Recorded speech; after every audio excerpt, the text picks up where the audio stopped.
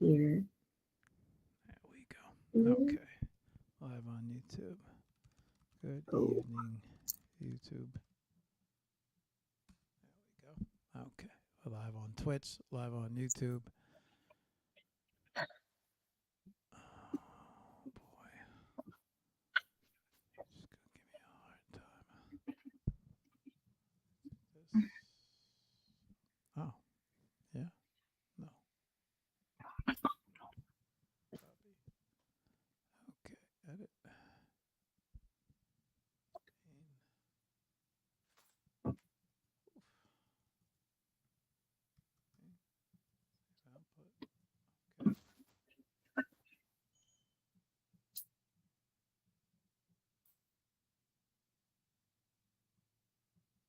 try this. Everybody but Facebook. What is the problem with Facebook?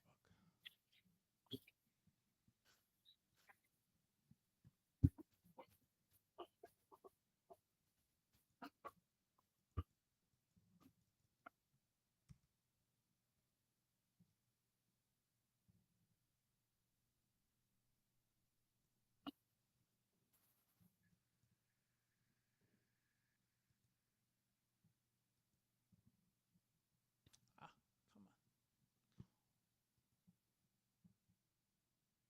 Okay, there we go. Yes. We all running? Yes. Are we good? Okay. We're good. We're good. We're starting the show. Okay, we're good. We're good. Everything's running. Everything's good. Okay. Yeah, yeah. Okay. Very good. Let's go. X. One last platform. There we go. This should be live. Okay. Boom, boom. Copy. And create.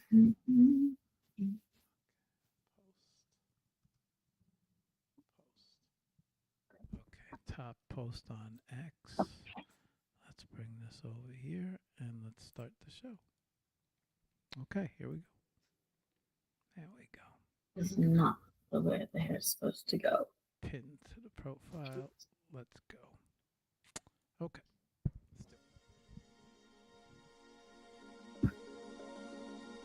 Whew.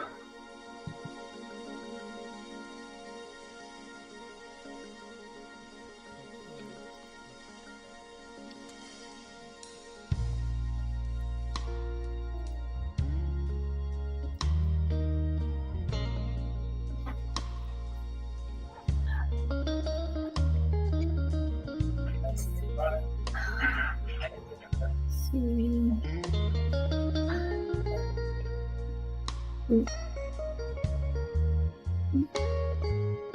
know it's a shame when a woman spends all her time alone. Uh-oh. Did you freeze up again? No, we're running. Oh. When I am perfectly willing Oh, to no. give her everything she needs. I don't care about her past. I don't care what she's been through. I just wanna feel one night with good love, baby. That's all I wanna do. So baby, if you got that feeling, well, I wanna give you that midnight healing. You know what I'm talking about, yeah.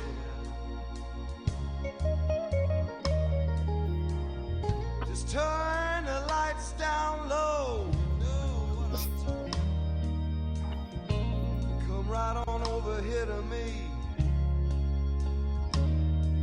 I know you don't want no commitments, baby.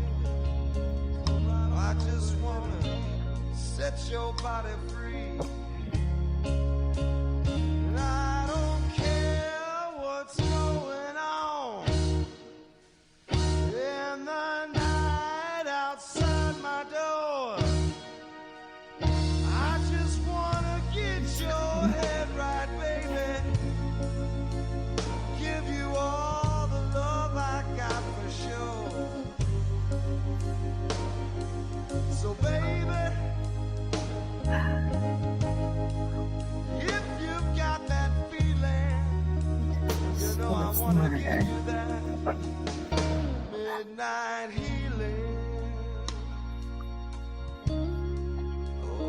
just wanna make love to you all night long.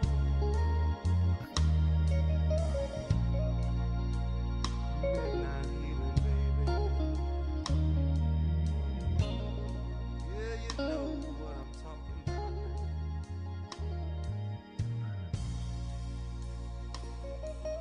I know.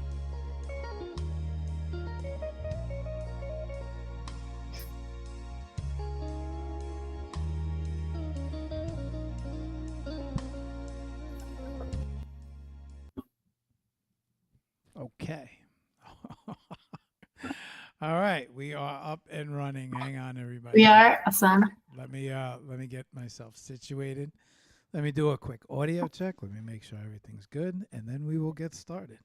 All right, y'all. Woof. What a week. What a weekend. What a week. We are it's in 8 years. I'll talk to you guys while I get myself situated. What? In eight, no, not you, Nick, not you. In 8 years, we've never missed a Monday night, but unfortunately, last Monday night, yesterday, we couldn't go because I was hit with a little bit of a malware.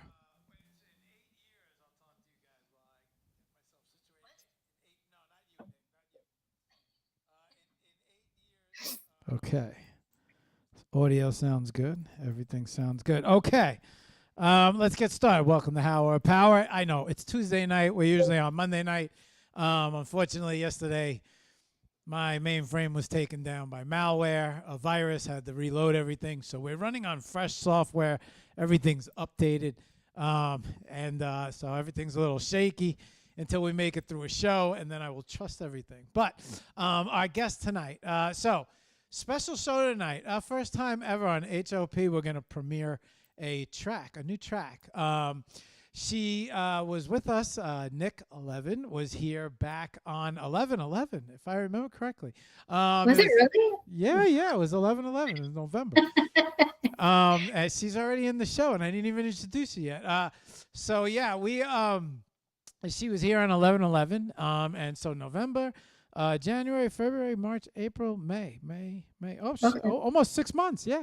So we haven't spoke to NIK in 6 months. So I guess this is a little bit of a recap, but also we're going to premiere her new track on the show tonight. So without further ado, let me bring her on. Hang on. All right, NIK. Hang on, NIK. Hang on. Let me switch this. Okay, we're good on IG. We're good on. All right, we're good on everything. All right, what's up, NIK? Say hello to everybody. Hi, hello. All right. I can't see your video. I can just see. Is that okay? You can't see my feed? I can't see. Oh, hang on. Yeah. There we go. There you go. Yes. Yeah. Okay. Bravo. Okay. We are on here live. We are killing it now. If I would have told you with the last 24 hours. Okay, so before we get started, let me just give a shout out to Josh EIT for helping me work through my malware incident. I've never been hit with malware or a virus or any. I mean, usually if I have, I don't click on weird links. I don't do any of that funny shit. But that's the best of both of us. So a big shout out to Josh who helped me get everything back up and running. So NIK, welcome back to HOP. How you been? I'm really good. I'm so sorry. My Wi-Fi is freaking out for some reason. Okay, I'm here. Okay. Yes. All right. Hi. Oh no! What happened? Shit, are you kidding me? Oh. Right, Oh no! I'm here. Hang on. No, I'm having all the difficulties. All right. Is this something's going on with my Wi-Fi? Of course, right? It's not. You keep freezing up a little bit because of probably my end. No. This has nothing to do with you. I don't know. If you see me, I know I'm telling you this has. Might be that black cloud over my head. There's no way that you're freezing. There's no way you're having an effect on this show. It would only be on your feed, Nick. Okay, so Nick, how you doing? How's it? How's everything? Long time. We haven't. You haven't been on the show since November. Welcome back. Welcome back to HOP. Thank you. Um, When I was on the show in November, I had the best time that I've ever had on any podcast or live interview. And I want to thank you for that. You're so good at what you do. You're a very good host. And you're very personable. You're always smiling. No, I just love it. No, you're really, really, I love this show. Thank you, Nick. But I just for me, I don't know. 8 years ago we started this show. A bunch of my Wow. friends said, yeah, come on, do lives. You'll be good at this. You'll be good at this. And Hey, I have one question for you. yeah, go ahead. Last time I spoke with you towards the end of the show, I was asking you are you going to get out all that footage and do something with it of your grandparents? Did you ever? With Snapchat, okay. So, I have taken a step where I organized everything. I've organized every trip I have, everything with my grandparents. And then on top of it, I've actually been practicing using CapCut. As you can tell from your promo and a couple other promos, I've been messing around with CapCut and the editing. Okay. And that's the part that you cut the story in and then send it over to TikTok. So I'm pretty much like one step away from pushing this stuff out on the internet. Oh God, I can't wait. I yeah. can't wait for the premiere. We're gonna sell it to Netflix as like this cool like comedy documentary type thing. I'm telling you, just make sure before you like show anything, just make sure it's copywritten and like sign non-disclosures for people. Like if you ever show it, like honestly, even before the viewing, like state exactly like if this is like not when watching this is non-disclosure type thing. You have to protect. That's how valuable this footage is. Like it's so real and so beautiful and funny and it's amazing. Oh no, now I'm getting feedback. Oh God, sorry. It's all right. So for you guys that aren't aware, back in my Snap days, about 8 years ago, Nick, I guess, kind of wandered upon my profile where I was snapping stories of my grandparents while I was in the house helping them, assisting them get to bed. My grandfather needed assistance walking around, and so I would sit there, and I just found this shit funny. And I said, I'll throw it up online, and I wonder if anybody else is going to find this as funny as I do. And then I ended up, there's just so many. But Nick, you were one of the people who were like, this is hysterical. Classic. I mean, it's just raw talent without even trying. So, and just the communication of that. Like, where are you from? New York. You're from New York. You have that New York. You have that accent, right? That Italian New York, and it's like, oh my gosh! And it was just like the communication between them. Like you could tell, like there's so much love, but so much like that we've been together way too long. It's just like everyone just. It's priceless. So it really, it cheered me up every time I saw it. Like I loved it. I appreciated it so much. So and that's how we became friends, right? Like, yeah, it's cool. I'll give you a sneak peek. So I'm thinking. I don't know if I could fulfill it, right? But I do have a lot of footage. Like I've categorized and everything. So I'm thinking, possibly like, I don't know. I was thinking in terms of like now. At first I was thinking like 10-minute episodes, but I think I'm going to cut it even shorter down. So maybe like 33-minute episodes or 2-minute episodes or something where they just keep following suit and I keep pumping them out.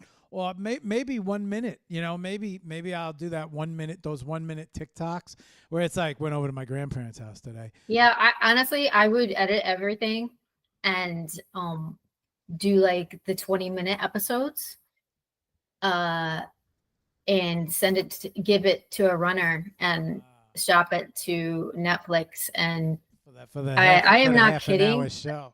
I definitely, for now, put a pilot together, and then I'll help you find like a runner and someone that we trust, because I have those connects, and I would love to see it do something before you release it, like on YouTube or TikTok or whatever, right? Because that footage is precious.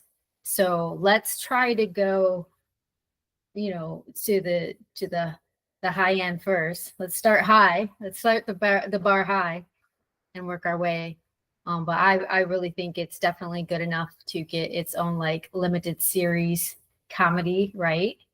And then people will fall in love with it, because they'll be kind of like, because that's really popular right now, like the documentary reality. And what you could do, you could actually have like a whole documentary about the love between like the Italian New York, like the family, and it would be really cool. I totally see it.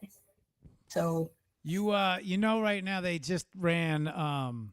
We were just having this discussion. They just ran tests on what they felt was doing the best on social media, and so they said that real life, like real, they like people with microphones in their hands. wait a second, I can't hear you. Okay. Okay. You have that accent. My- Right? That Italian New York, and it's like, oh my gosh. And it was just like the Keep talking. communication between them. You there? Like, Can you- Yeah. so much Are we love better? and stuff. Like they've been together way too long. You know? All right. Okay, I sorry. I'm so sorry. It's my phone. Okay. Are you wait? So you're broadcasting from your phone? Yeah. Okay, so Well, no, both computer and phone. okay, which one? I want to get my own like raw footage as well, like of us talking and kind of like my viewpoint, and then when we get the real, is that where the like feedback is coming this. from? Okay, No. I got it. So it's what's playing off the phone. Yeah, I'm so sorry. Okay. Okay, it's not there anymore. Just I think you lowered the volume. What? You lowered the volume on the phone. No, the volume. Yeah, you're right. God, I'm messing with the show right now. I'm sorry. Oh. It's all right, Nick. Let's get it right. It's not like I mean, I had to reset up everything in the last 24 hours, so we might as well get it right. Yeah, okay. And at least we're not freezing here, which is a good thing. I just don't know why I'm so small. I should be up here. Okay. All right. Cool. And while you fix something, I'll fix something here. Let's drop this a little. There we go. Okay. Okay. All right. You ready? You good? Yeah. Okay. So, what up, Alan? I see you out there. Okay. Whew. Are we all right? Are we all situated now? So they just did testing on what they felt was the best. What people, so they're literally saying that people have stopped watching series and now they want to watch like live streams. They want, and they like, so it tests better when there's a microphone in their hand rather than a boom or anything. So people are really appealing. The live streams are really appealing to people because they feel like they want to watch. It's raw. It's not edited. You're not feeding them what you want them to see. They're actually they're seeing the real deal stream. And so people seeing the real deal stream and the mistakes and everything is what's testing off the charts right now. So people look. That's so true. Like on all the social media platforms too. Like I'm finding people, and that's kind of like for this new release. I felt like I really want people to kind of get to know me, right? Like the raw, the grit type thing, and because I think that's really popular right now. But then I'm like, I would love to talk to people about like who I am and not necessarily like just everything. And so I've started posting content of actually just like throwing up the camera and like writing down like questions people ask me and then answering them like in a very like with sincerity, right? And then and then I'm thinking, oh my God, I'm gonna get the feedback. What are you talking about? We don't want to see that, NIK 11.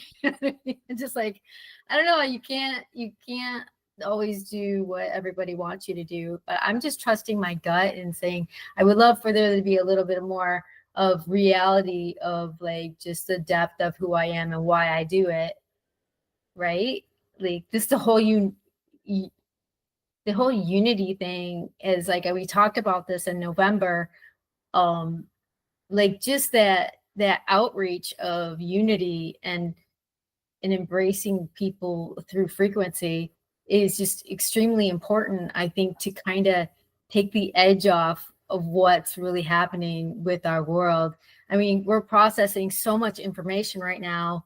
It's ridiculous. Everything from humanoids to aliens to crypto. I'm just like, yo, I mean, it's just overwhelming for the brain, for a human to handle right at the moment. It's almost like everyone's forgot about spirituality and connection. It's all about like just all this randomness that never really mattered before. But there's a lot going on, man. There's a lot going on with the world. And I don't know. I kind of I just stay in my lane because I get so freaked out if I start really thinking about it, right? That I don't know. How does AI and the robots, the fact that the robots are moving in, how does AI and robots make you feel? Yeah, I'm getting that feedback again. I'm sorry.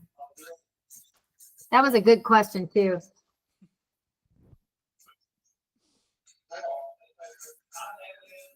That's got to be the IG feed. There's like some serious feedback coming from my computer. Do you hear that? Yeah. Are so question, are you playing the show on your computer? Yeah. Okay. What are you playing it like? Are you watching it on X or IG? I'm watching it. I'm not watching it. I'm just watching the live feed. Okay. But the feedback is what I'm filming. And then it's not continuously like filming. It gives me like a feedback. But what like the feedback, like I'm hearing from the mic, the computer mic, or it's not the computer mic, it's the feedback from when you speak from my speakers from my computer, because I refuse to get another computer. I'm like, I'm not doing it. I'm just really freaky like that. I've had this computer, this laptop for like 10 years and I know I gotta switch over, but I'm just like, I don't know. But anyways, the speakers are whacked out, right? So one of the speakers isn't working as properly as the rest. But anyway, please ask me that question again because I love that question.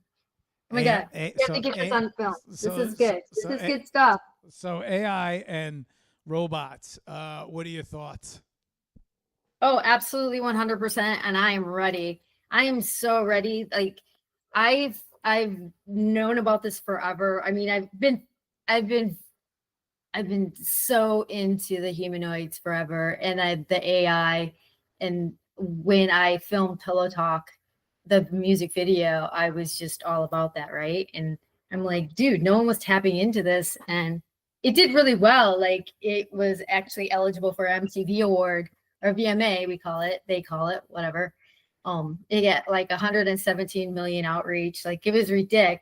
But I was like, people are interested in that. But I did it because I'm fascinated with it. And I'm just going to keep going with it as far as like my music. I mean, I want to like, you're going to think this is crazy. Like I actually want to like take some humanoids and teach them how to DJ and like kind of make it like this live show, right? And be the producer behind it of course, like do vocals and stuff, my own DJing, but I want my own humanoid. I want to like teach it to do things like that. I mean, I think people would love to see that. Right? I'm not disagreeing with you, Nick, but mine would be cleaning up and making breakfast and walking my dog and my animals. Well, yeah, they already have that. I think you can get a humanoid or a robot for I think 20,000 or 10,000. Yeah. You- I'm telling you, because I But spent half. you just better not hope it turns on you, or like it might have trigger words or something that you don't know about, and all of a sudden it turns on your ass. I've never said anything bad about AI. They could go back and search all my digital data. They got no issue with me. No, I know, but there might be trigger words that it was programmed like in the factory that we don't know so about. You're saying somebody might set it off in the house?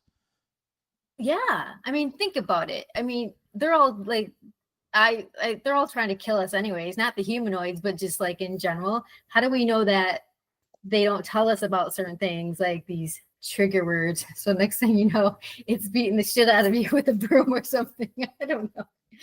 Just like be careful with that. Well, I mean, you should put it. No, honestly though, you should put it in a cage of some sort. I think. How could you sleep?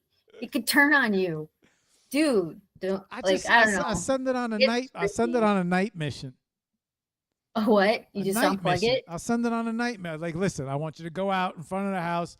I want you to protect my grass from any dog walkers, and I'll see you when I wake up. Yeah, and next thing you know, in the middle of the night, it's just like on your windows. Yeah, let it patrol the studio. I send it out on a night mission, and then when I'm awake, I come back and I'll plug him in. Sorry about that. I got the feedback again. I mean, you're just gonna like cancel me right now. You're just gonna. All right, X her out. Get her out of here. Get her off the show. You're out of here. All right, wait. So hang on. You gotta. So last time we kind of like introduced everybody to you, but why don't you give everybody a brief introduction to you, your accomplishments, everything that you've done. And also about the new track. I have so many questions, but why don't you just introduce yourself right now? And go ahead. Why don't you take it from here? I'm fascinated with What? What do you? and I'm just gonna keep going with it as far as like my music. I mean, I want to like. If you think this is crazy, like Oh, this is killing me.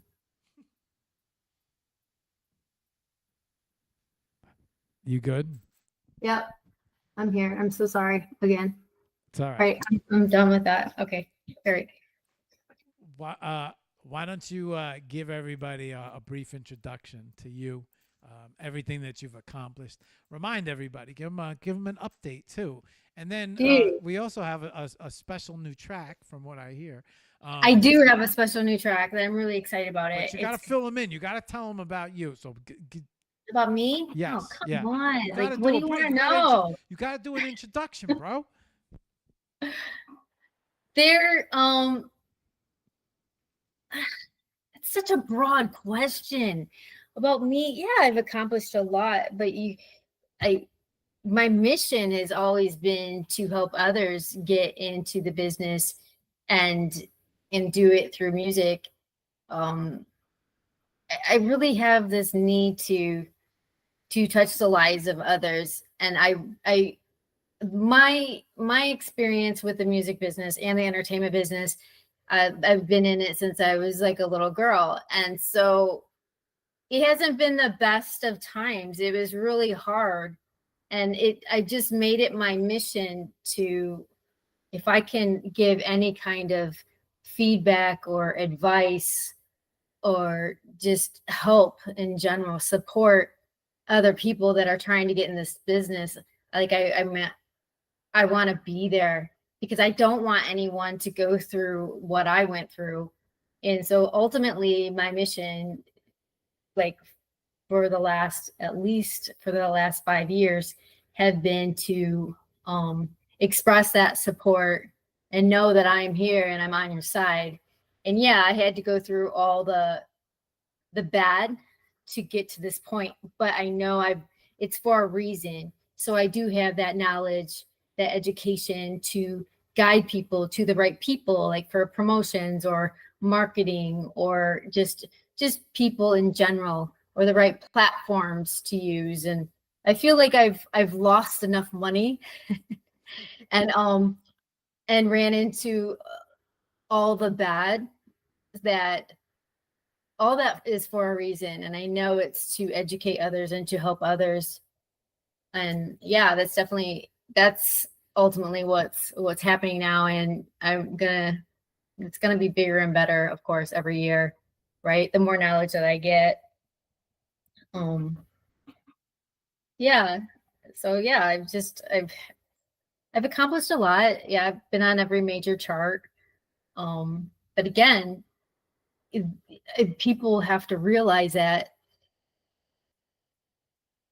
so many people give up, right, with everything that they do. And if it's not working out the first time, or they get the wrong feedback, or the rejection is undeniable.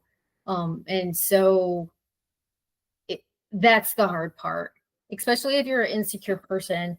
And yeah, I've been a kind of a nerd introvert all my life, a loner, I should say. But you find that in this business, if you don't have that passion, that fire that tells you I can do this, and you have to thrive on rejection, everything from the way you look to the way your music sounds to everything about you. And nowadays with social media, it's even worse. And it's getting to the point where you have to be so tech savvy. And once you figure that out, then here we go with the record labels taking over, and right, teaching the humanoids, or teaching AI to copycat music, tweak it a bit, and release it, right? And that's exactly what's happening, and it will continue to happen. We're going to be the indie artists, major artists everyone's going to be obsolete. It's just the way it's going, and it's kind of scary.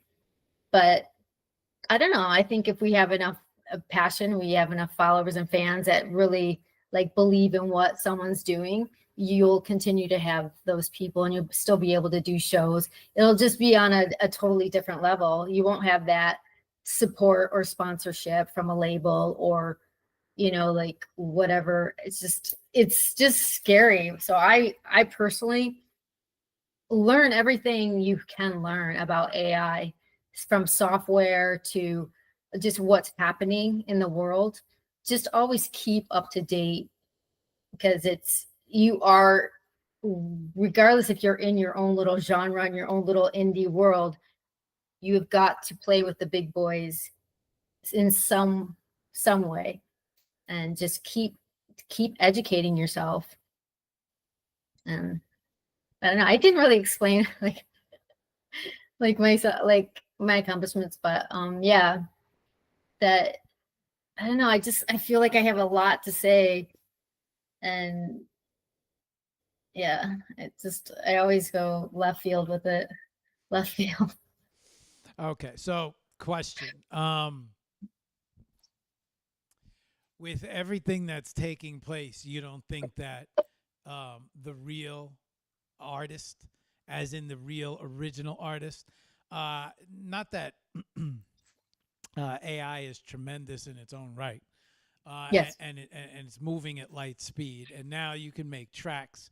You can direct it to different songs, different artists. You could say, listen, in this style, that style, and you could get something pretty decent. I've even And all these labels have to do is tweak a vocal from Rihanna. Just tweak it a little bit. It's still going to sound like Rihanna, but you're tweaking it. Therefore, you are not copycatting. You're not copying this individual. And that's happening.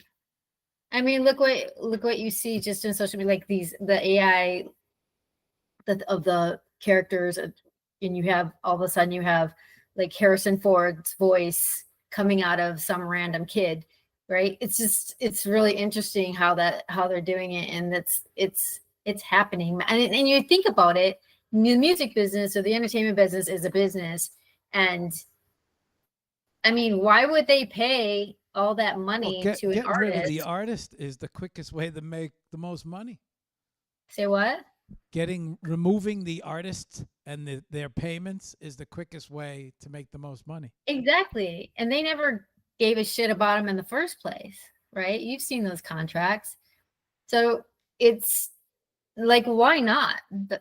It's just so you better just at this point in your life as a musician, you better grind, man, grind hardcore in 2025 and be that big indie artist and really figure out your brand, figure out the marketing strategies, figure everything out, because you better be there where you want to be when this happens. Because I mean, the kids growing up, like, they don't care whether it's AI music or the other one. Like, they don't care. You know what I mean? They're not going to appreciate artists the way like we do, or even the kids now, like teenagers, like they appreciate, like, look at the Swifties, for instance, and like, who's going to be the next Taylor Swift? Nobody. It'll be like, you know what I think it's going to be? It's going to be like well, they're already doing this in Vegas, the hologram, right? Where you're at a show and all of a sudden Michael Jackson shows up and it's so insanely real. Like, you're just like, yeah, right? That's, I think, what's all through AI, all through this amazing technology. And that's what people want to see.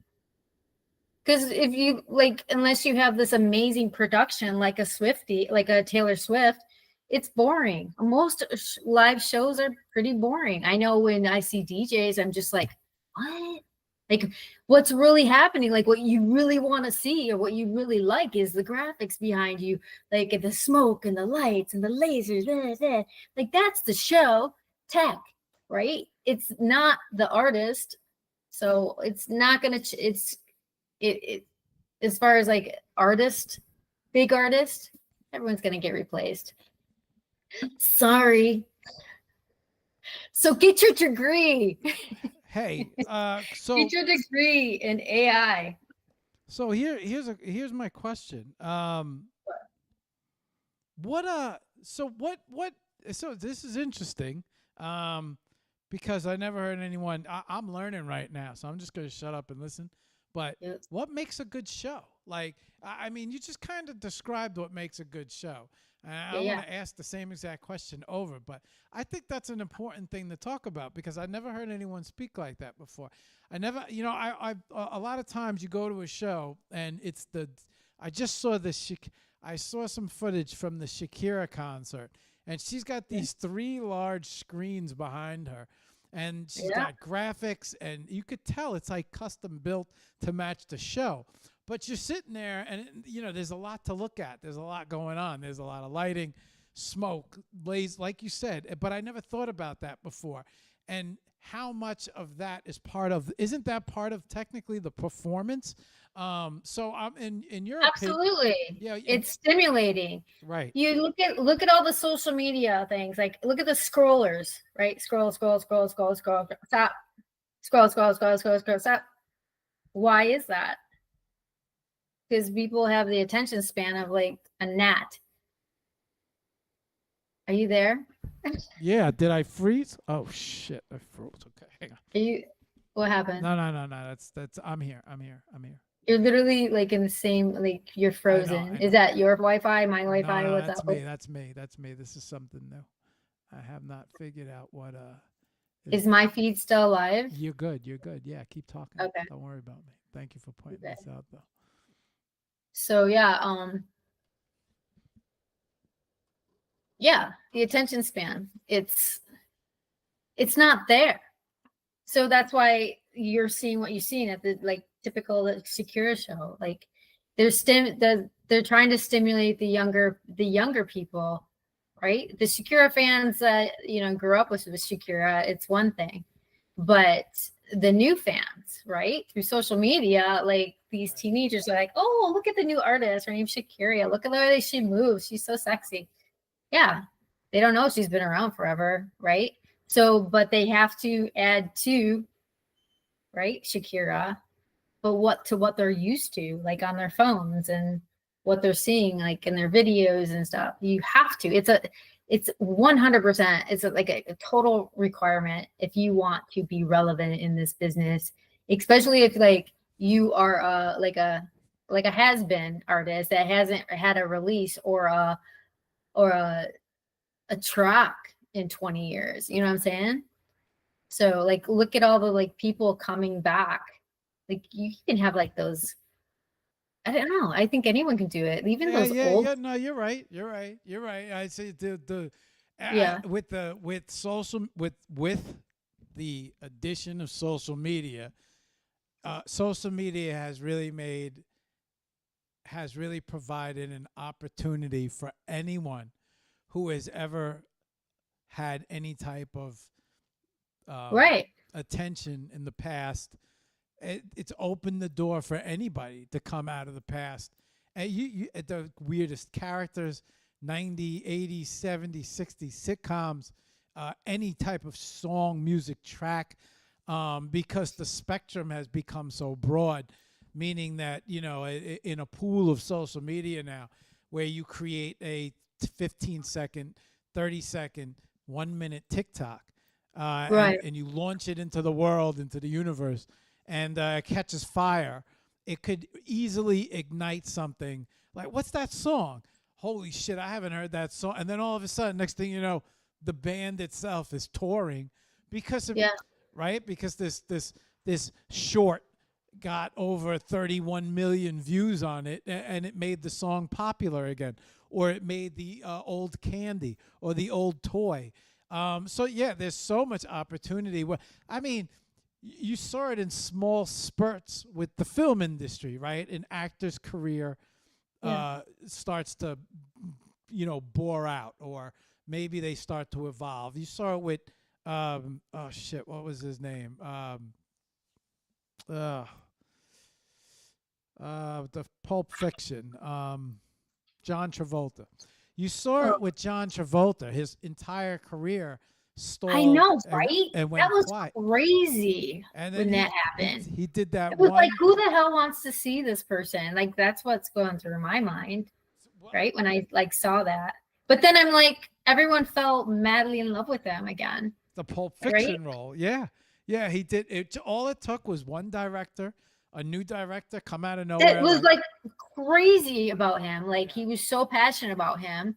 I guess he grew up like watching his shows. I don't know, but you have to admit that he was never used up. He was just older.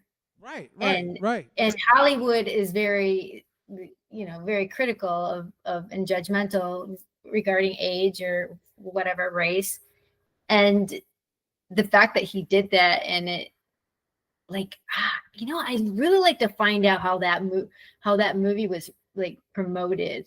Like, seriously, you think about that, right? Anything heavily promoted or branded, like, I mean, that's what really works. That's what really pushes the product. It doesn't change whether it's a song, a movie, anything. If it's pushed in your face enough, and the way it was pushed, like, perfect example. God, I'm doing it again. I'm just like, boom, left field.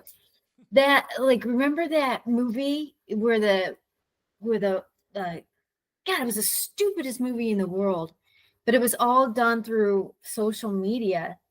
That, remember, they're hiking in the woods. Oh, you're talking about the Blair Witch Project. Yeah. Yeah. It was so heavily promoted with like, because they said they said all the actors went missing. I know, total bullshit. And it worked. It totally worked. And I'm watching this fucking movie. It took me forever to watch. I don't even like scary movies, but like, it took me forever to finally watch it. I'm watching. I'm like, this is the stupid. I'm thinking, really? The entire film is in the woods But I swear to you, the end that fucked with my head so bad that I'm just like, that was really creepy, but stupid. So stupid. Sometimes the smallest, simplest idea, right? Low rider, the low rider. All it takes is Yeah. one simple track, right? Ever since I learned about your background story with funk and the Funkadelics, right? Yours, yeah. Yeah, I probably brought this up the last show, but the reason why, I mean, just not because of the music, but one of the first things I think about is that maybe you saw it, maybe you didn't. You remember PCU? Yeah. That's he picked them up on the road, brought them back, and they performed at the big party.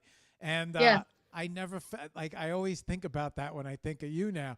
But I think about that film PCU, and I always found that film to be a very funny film. It had a lot of really big actors in it. And you see now, like, so a lot of times you'll see like little clips show up on YouTube Shorts, and they'll be pushing movies from like 20 years ago. And you just know, like, if that. And I wonder why, though. You know what I mean? Because that's all 20th century. Maybe they're trying to push their streaming platform. Sure, yeah. Yeah. Okay, that makes sense. Yeah, why not? Like, this was a great film back then. Why not? Like, let's just reintroduce them to this film. Yeah. It's to the point where there was so much great art now, and now we're moving at such a fast pace, and we're moving so quickly. It's like, you guys, you ever see this movie from 30 years ago? Like, what movie is that? Like, Die Hard. Check it out with Bruce Willis. Who? And like, so. And the quality, right? It's still a lot of music holds up. A lot of quality holds up. Why is it? Let me ask you. Music is like transcends through all timelines. This kid, my neighbor across the street, the kids loved Kiss, and so Halloween, the whole family dressed up. Yeah, and this kid loves Kiss. I wonder why. How do you think that happened? Sitting on YouTube, came across him one day. Really? Yeah, and saw the painted faces, and the next thing you know, became a big Kiss fan. They went to a Kiss concert. The parents come out. Oh my gosh, are you kidding me? And this is Kiss, and I'm like, so whose idea was it? Yours or his? I didn't think you guys were Kiss. They're like, it's not our idea, it's his idea. I'm like, John's a Kiss fan? How did that? Same thing you said. How did that happen? Right. The internet. I'm wondering, was there like a Kiss cartoon in the last 10 years? I'm not a fan that much, so I wouldn't know if there was or there wasn't. I was wondering how they were able to market it to where, again, to like kids. I mean, the only other way is like them listening to Kiss music when the kids are growing up, right? Well, people our age too now are like creating videos or little video, right? Like, so someone like me, right? I'm probably a bad example because I stay with the trends. I like this new artist in Australia. So like, I'm always paying it, but there are older things that I would dip into, right? So like, from my teen years, the whole Eminem, 50 Cent, G-Unit. I might use one of these tracks in a clip, or putting together photos, right? And let's say I shoot someone that is popular online, maybe very popular on social media, but I attach an old track to it, and then next thing you know, the photos and this thing goes viral. It digs up all of that. Like, what's this? What's this track? Who's this NW? And so when you're bouncing to something and you're like, yo, this is really dope, you're going to go and figure out who that artist is and how old they are. And holy shit.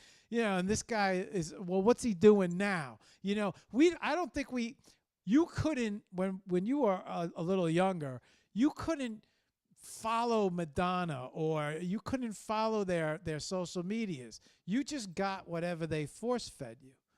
Right. Whatever they drop. Yeah, that's why I was talking about, like, with big labels, there was always a promo budget.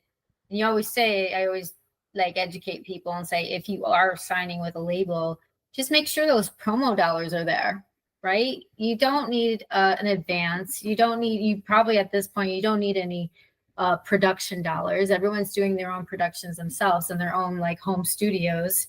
All you need is to make sure that distribution is there and that proper those marketing dollars, I call them promo dollars, whatever, that push is there, because that's going to be what gets you recognized, seen out there, being able to tour, building your fan base. And the perfect example is Macklemore. I think he was probably one of the first to do it. He's like, I don't need anything. All I want is for you. I think he did it. It was the first deal ever that Sony signed, to where all they did is push them on, like they gave him the promo dollars. And I'm not even sure. Yeah, man, I'm pretty sure it's like they're recoupable promo dollars, but it was a lot. It was a lot of money to push that product, but they didn't need anything else. And that's what really got them out the door. And to have that brand of like $20 in my pocket, right? It was catchy, clever. Everyone could relate to that music video, or that even the lyrics of being like going to the thrift store with $20, that was when you're a kid, like that's what you do. I mean, I didn't grow up rich, my parents worked at Ford Motor Company, and that was like what we did, because every time it's like, I really want a pair of jeans. And then my dad would be like, ask your mom. And then I'd ask my mom, like, I don't really want a pair of jeans. No, ask your dad. I just like, you just didn't get it. You never got anything brand new. And I know why now, because you just didn't need it. Right. But parents know that, you don't know that growing up. But anyways, thrift store. Perfect. Everyone could relate to it. Everyone thought it was clever and cute. And the music video was pretty awesome as well. And then he could rap on top of it. It was like, look at this, clever, happy-go-lucky, and this clever, funny rap, right? And that's why it fit, and that's why it worked, because he wasn't trying to be anything that he wasn't. He wasn't trying to compete with Eminem. He wasn't trying to 50 Cent, whatever. He was like, you got to be clever as hell to put something out as a white boy rapping. You know what I'm saying? Because like back then, they would have laughed your ass off the stage, especially after Eminem came out. It was like there's still no one like him, as far as I'm concerned, as far as a lyricist. And it's cool when someone comes out and has that much talent. But yeah, and now I'm gonna go left field again about Eminem. But yeah. Anyways, promo dollars, record labels, make sure that's there before you sign on the dotted line. Or you just do it yourself. Do some Facebook ads or anything. I think it's just really important for it to be extremely tech savvy. And if you're not tech savvy, find someone that is tech savvy. Learn as you go. You're gonna make a lot of mistakes unless you contact me, and then I'll say, no, stay away from that person. Don't go with it, right? You're right. That's what I want to do. That's what I want to be. Kind of like a contract-free manager. Because it's my mission. It's my mission that people don't get hurt like I got hurt, right? I was supposed to get booked for the P. Diddy show, for instance, at his mansion, like literally last March. And he got arrested, I kid you not, the week I was supposed to perform. You know what I'm saying? Like, who knows what would happen? I know that's like the big thing right now is the P. Diddy thing. Was baby oil in the contract? It's just like, hey, I'm sure there's a lot of freak shows stuff going on there, and blackmail and cameras and all that. And you're hearing some stories right now, but there is like, I swear to you, I really believe like there's a dark, evil side of the music business. And I think that really does dominate the industry. And I don't want to be any part of it. And that's why I am an indie artist doing my own thing, because I never wanted to step into that world. George protected me as a teenager from that world. And he's everything to me, he's been like such a good friend, and he was always just an amazing mentor. And I would do anything for him. And honestly, the entire band and it's like a big family. And I love them all. And I talk to them all the time. Thank God for the social media that we can keep in touch, and it's just some beautiful people still in that band. And I love it. I love them so much. I just saw a picture like of him like back in the day. Like, I think, I'm not really sure when he came out or became popular. Was it the early 80s or was it the 70s? I think it was the 70s. Was it the 70s? Yeah. That's when he was like hot, like popular, like the Mothership. I bet it's. Look, when was funk music like not born, but when was it commercialized? Did you see that movie Spinning Gold? No. You got to see it. It's a great movie, and it talks about, it's kind of like a reality movie. 75. It talks about that industry. Huh? 75. That's when the Mothership came? Yeah. No shit. Yeah. Okay. Well, I'm not sure when this picture was taken, but I saw it today on Facebook, and just he was a genius when it came to branding. If you think about it, the outfits, the spaceship, the platform shoes, the colors, everything. Like back then, how would you not take notice? Like if it was just like this band playing funk music, it'd be one thing, but dude, he took it to an entirely new level, to where the visual was there, right? That's like freaking MTV Live right there. So if you can only imagine like being a part of that, like when you like growing up and seeing that, like, dude, how could you not become a fan? You know what I'm saying? Whether you like the music or not, it's just that appreciation and that entertainment that is in front of you. Like, who else is doing that? Who else did that? You know what I'm saying? Who will step so far out of the box that you're just like, what's happening right now, right?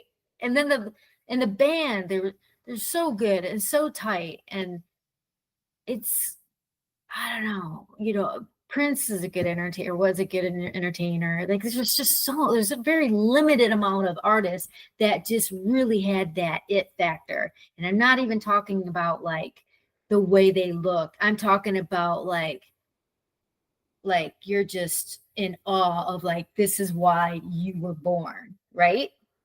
To entertain the world. Hendrix was a great entertainer as well. What? Hendrix, yeah.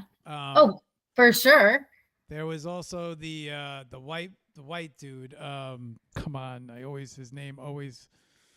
Oh man, he's probably one of my favorite blues. Oh shit, why is his name not coming to me? He was white? Yeah, I gotta look him up. Hang on. Dylan? No.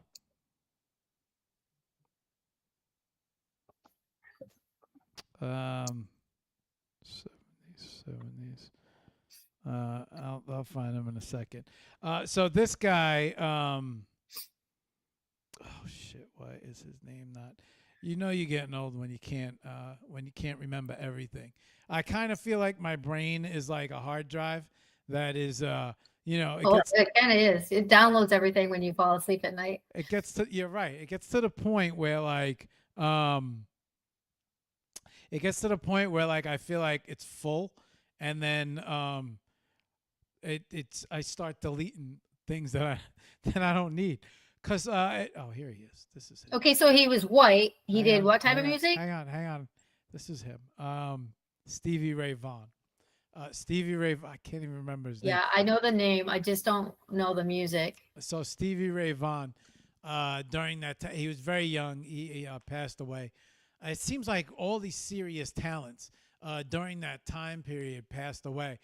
We lost Bob Marley. We lost Stevie Ray Vaughan. We lost Jimi Hendrix. There were all these great players from this time period that couldn't seem to make it past 25. Did they all die young? Yes. Yeah. Like 70s or 60s? No. Or 50s? Yeah. 70s. 50s? Yeah. Really? Yeah. Shit. Yeah. During It that must have whole been all the drugs that was passed around or something. you know, yeah, something. It had something to do with the young musician that was being taken out. But I mean, the stuff that they left behind is still priceless to this day. I mean, so, Absolutely. Tin Pan Alley by Stevie Ray Vaughan is probably one of the best blues tracks it's just there was so much talent, raw talent. So Yeah. What happens now? So you know what? Let me ask you this, because this is what the show's about. The show's about premiering your new track. And then, I want to let them listen to a couple tracks. I want to head over to the computer in a couple minutes. But premiering a new track in general. As long as I've known you, you've never been the type that's no album, more focused on producing the perfect track and releasing it.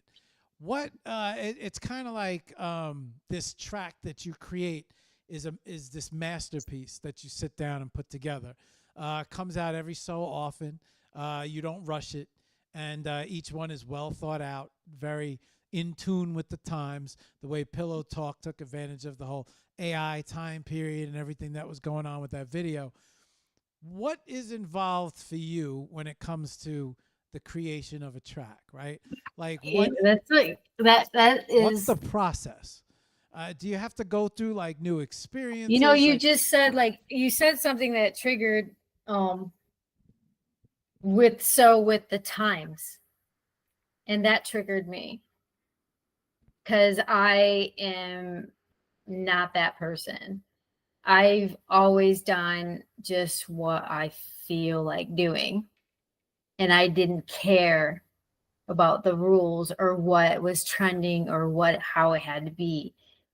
And I just happened to be introduced to like the Pillow Talk. I wasn't introduced to her, but there was just like this song, and people were like, you should do something like this. You have that vocal that would be really sexy and make it yours. And I'm like, oh yeah, okay, I'll do it. But anyways, and I've never been with the times. I don't even know what I'm doing.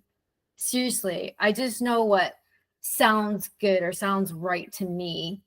And it does go through this process of a million different changes and mixes and vocals and everything. But I can tell you this, when it is done and it's not pressed anymore with a CD, but when you get that final mix and it's right, because there's nothing I don't love about everything that I release.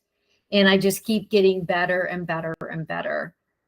And I don't know if I'm finding myself or finding my sound, or I don't know. Because as a DJ, I'm kind of going, or electronic music, I'm kind of going into this whole like electronic K-pop weirdness, and you can't really put a finger on what I'm doing, and it's quite confusing. So, and I guess it's really hard to find your fan base or find your followers. But I think people fall in love with the brand, and they're like, oh, this is pretty catchy, right? Because they see the personality. If you see the personality of a character, who I am, you kind of figure out, oh, this is why she's doing this different types of music and she's not doing what that person is doing. Because everyone is unique. I am unique, and you can't lie and you can't fake it. And I told myself when I left those situations where I was extremely controlled with my music and genre, I will never turn back. I will never try to follow the rules of a label or a producer. I will always do what my heart tells me to do, or my spirit. And it's been a journey. And yeah, so yeah, it is a process. Oh, it's doing it again. I'm sorry. And And you know what though? I totally turned the volume all the way down, like you told me to. I've always done just what And it's I not. believe in. Oh my gosh. Okay.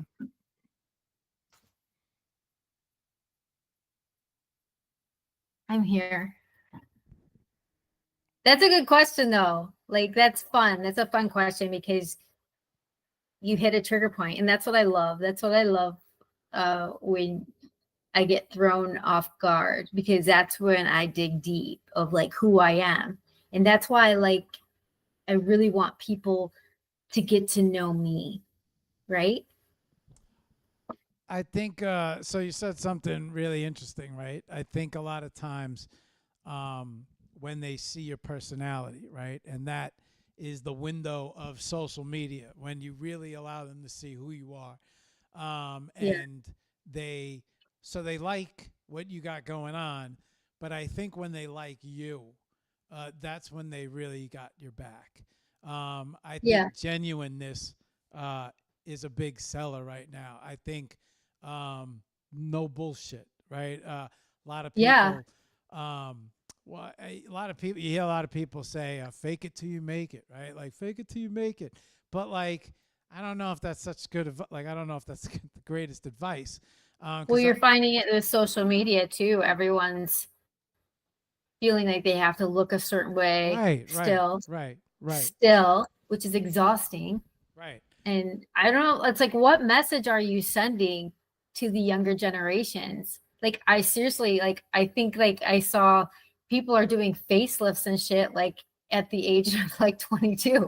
I'm like, what the fuck is happening? That you are changing your face at a young age to look a certain way, and then they're talking about it to become popular. Like, that's ridiculous to me, because they want it so bad. What do you want, and why do you want it? Right? That's the key. What and why you want. And that's what I do tell people this. I was like, why do you want to be in this business?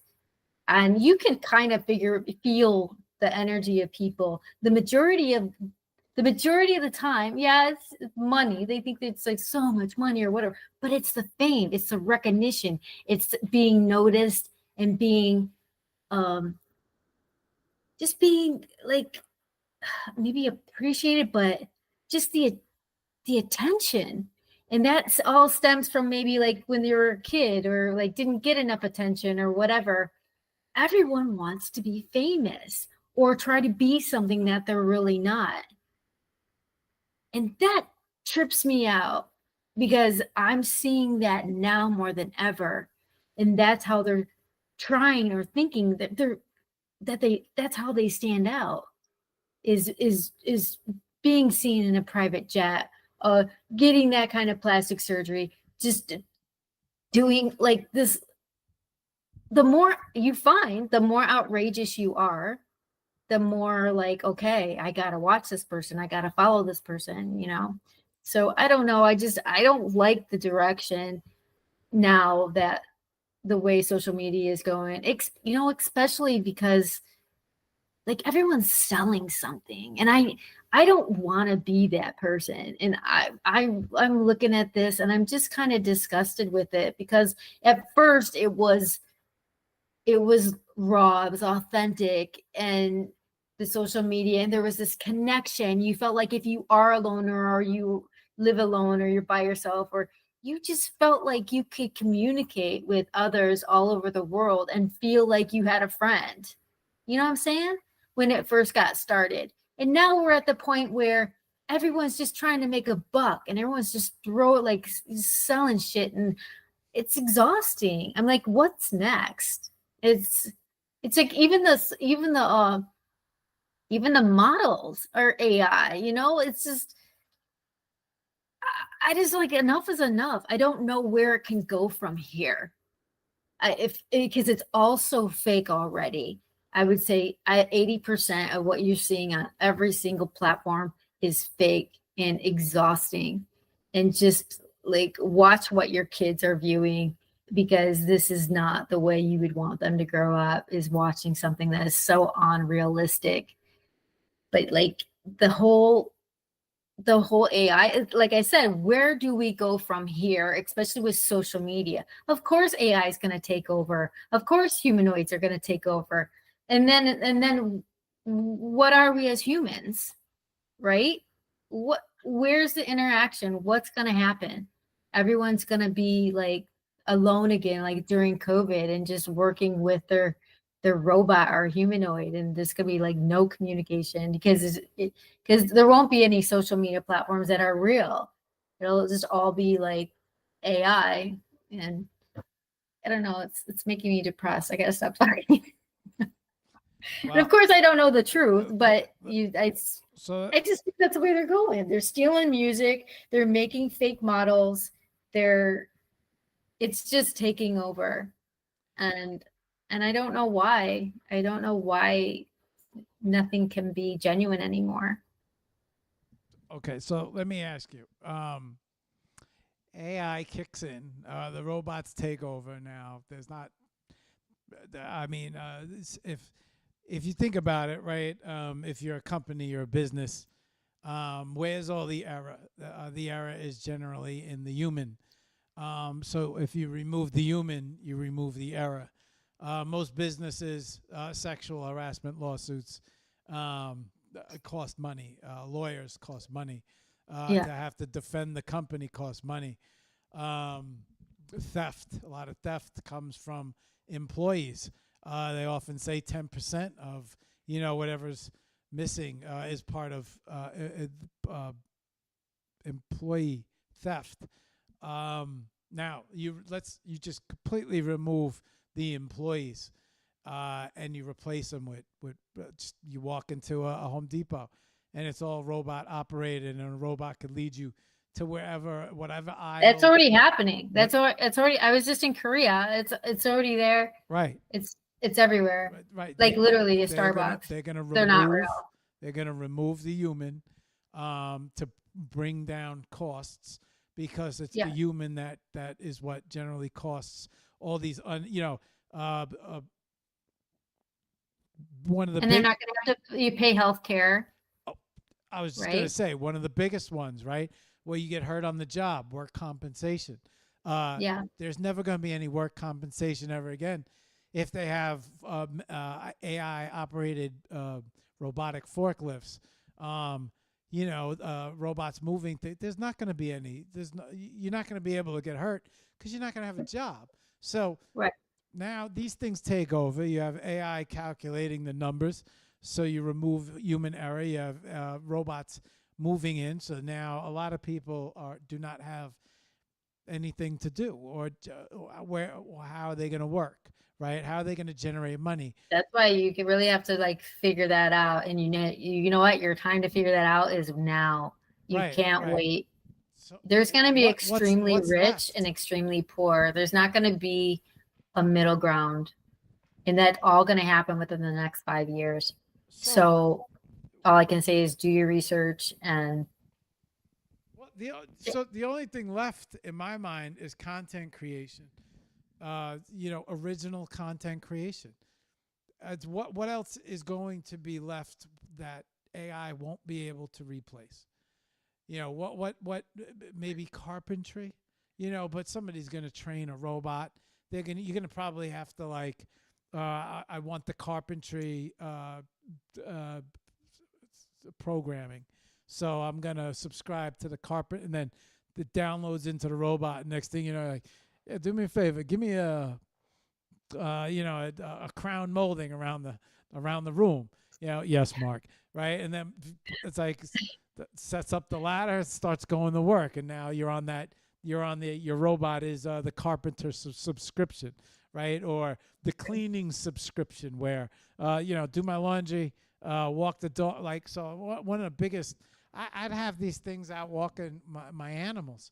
I know how much time I would save during the day. Like I would waste hours, just taking my dog for a walk, and you caught up. I know I'm there with you, but honestly, every time I don't want to take my dog for a walk, I'm like, what's wrong with you? I was like, first of all, the dog sits at home all day, even whether I'm here or not, because I'm working, and he deserves to go for that walk. He does. And then I'm like, okay, and then I take it another direction. I'm like, I am so grateful to have such an amazing, healthy dog that is literally the love of my life. So I just turn it around, and I know you save a lot of time. And then think about it, like you going for a walk with the dog, it makes you like have a little bit of exercise or fresh air. Like there's nothing like getting away from a computer. Like I was at the computer for freaking 6 hours yesterday. I'm like, oh my God, I'm going crazy. But then I go and take the dog for a walk, and it's like I get refreshed, I get happy. And humans need this. Humans need more than just like the workout at the fitness center, right? They need the gym, whatever you want to call it. They need to go out for a walk and then get the fresh air and the smells, listen to the birds, and like your body, your well-being, you have to feed or even walk by the ocean. Like, have you ever just like been in a bad mood and go to the ocean, and all that energy, like you feel like the ocean is so powerful to our energy level and putting us back into alignment. Like you just have to have a different mindset. When I'm doing it again, I'm sorry, Mark, I'm just gonna go on left field again. Let's go on and on and on about the subject that has nothing to do with what you were talking about. I guess to get back on track, I was right. I mean, I asked before, and but I was curious. Is there a process to your creative, to your creation, to when a process to what? I need to refresh the screen, dude, because you've been frozen for like a half hour. Oh shit, that's me. Hang on. What do I do? Does that mean you're frozen to like everybody's Tell me as soon as you see me frozen. This is something new. I don't know what this is something. That's not cool, yo. There you are. This is something I've never experienced okay, before. now you're moving. You were like a humanoid. This is you were full on humanoid right there. This is this is something that when you wipe out everything and you reinstall everything fresh, and something new starts because you've updated all the drivers, you updated all the software, and now all of a sudden you run a real live test and a glitch pops up. This is just par for the course when it comes to streaming, especially live streaming, because you never know, anything can go wrong. And so the process, I was curious about, is there a process that you have where it's like okay to create a new song? There's no in fact, I have sticky notes everywhere. I do not even sticky notes. Like, if you could see, like, it's just like these things like everywhere, like with little notes and stuff. Oh, look at that! There, see, you got your Eminem notes. So it all starts on these little notes. Yeah, everything starts, and these aren't lyrics. These are like when you're running your own label, you're promoting yourself, and it's your own, right, baby? It's a lot of work, right? But you'll find too, nobody cares about it as much as you do. And if you want, I don't know, you just you hope other people get involved eventually, but you has to be for the right reasons, and it has to be because they enjoy your creative music, the creative brand that you've created. It's you, like, you don't want someone to like say, hey, yeah, come with us, and we want you to sound just like this person, or we want you to look just like that person. And that's what happens a lot of the time. it's kind of cool right now nowadays with the influencers, with the TikToks and the just little clips that catch on that go viral. Like it's cool. You know, I don't think a lot of people know this, but TikTok actually started their own label, and that TikTok doesn't take any of the royalties. They give all the royalties to the artist. And I think that's awesome. I mean, because that's where people really go to make something trendy anyway. I mean, I think IG is completely on its way out. They're doing what they can, but they're just collecting with all the Facebook ads, which the ownership, well, they're together, they've merged. So it's just, but that's because it's almost like they're losing the respect though, like from me personally, because it's like, hey, I wanted to be entertained, and that's why I come to your platform in the first place, right? Whether I'm doing content for you or I'm viewing content, you want to be entertained and you want to have that connection.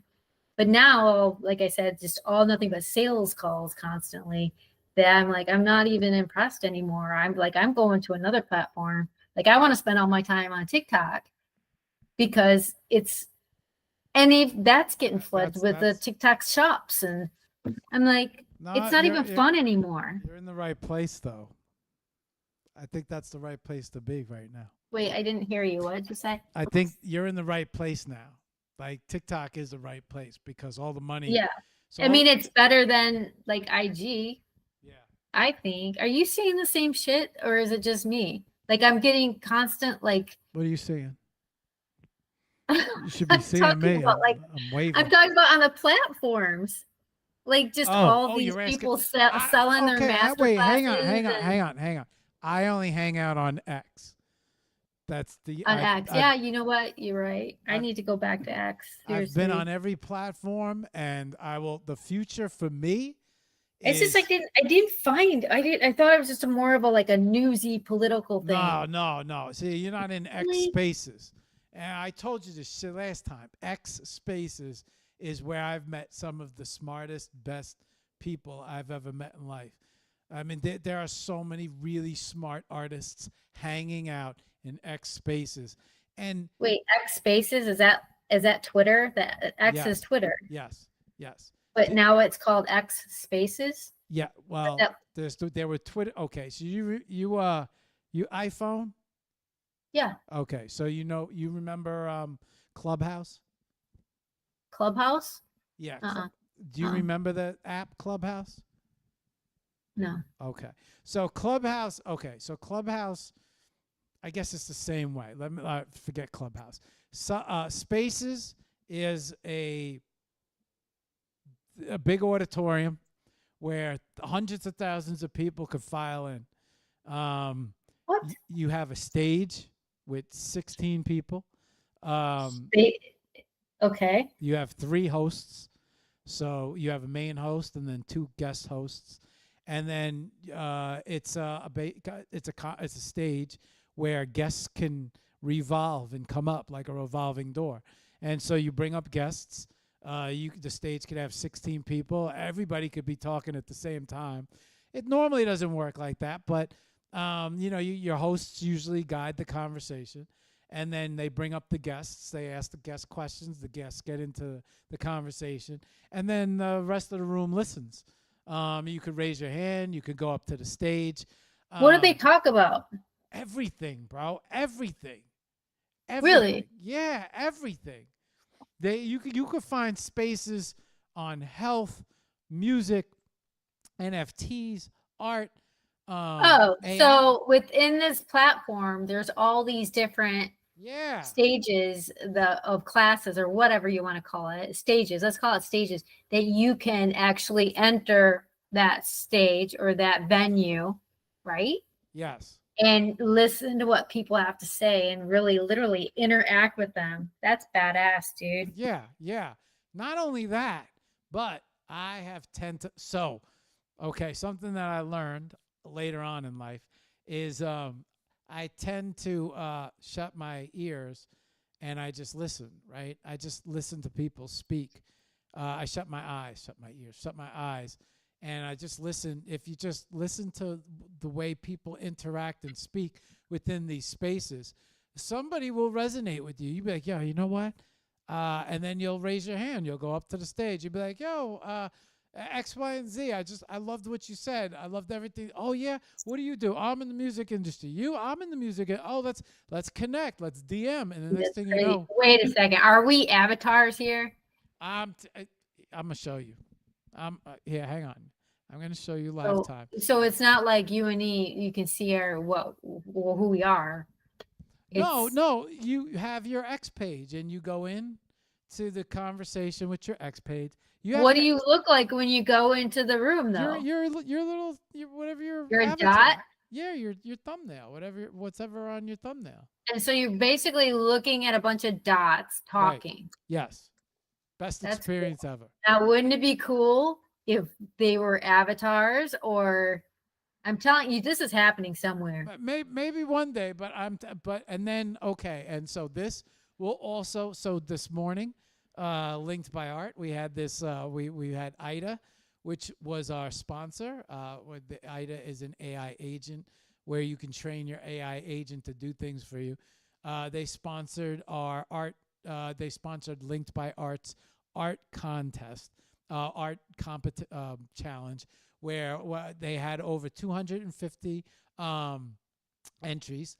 And Shira, who's part of Linked by Art, did the curation. They created a VR, a virtual reality gallery. The gallery will. Are these NFTs? Yeah, man. The gallery will blow your fucking mind. It's great. And we had all the artists show up. Everybody talked about their work of art.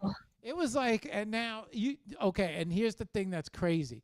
You meet the other side of the world. Like, you'll meet everybody from the other side of the world. Where are you from? Russia. Where are you from? UK. Where are you from? Argentina, Brazil. It's just everybody is from everywhere.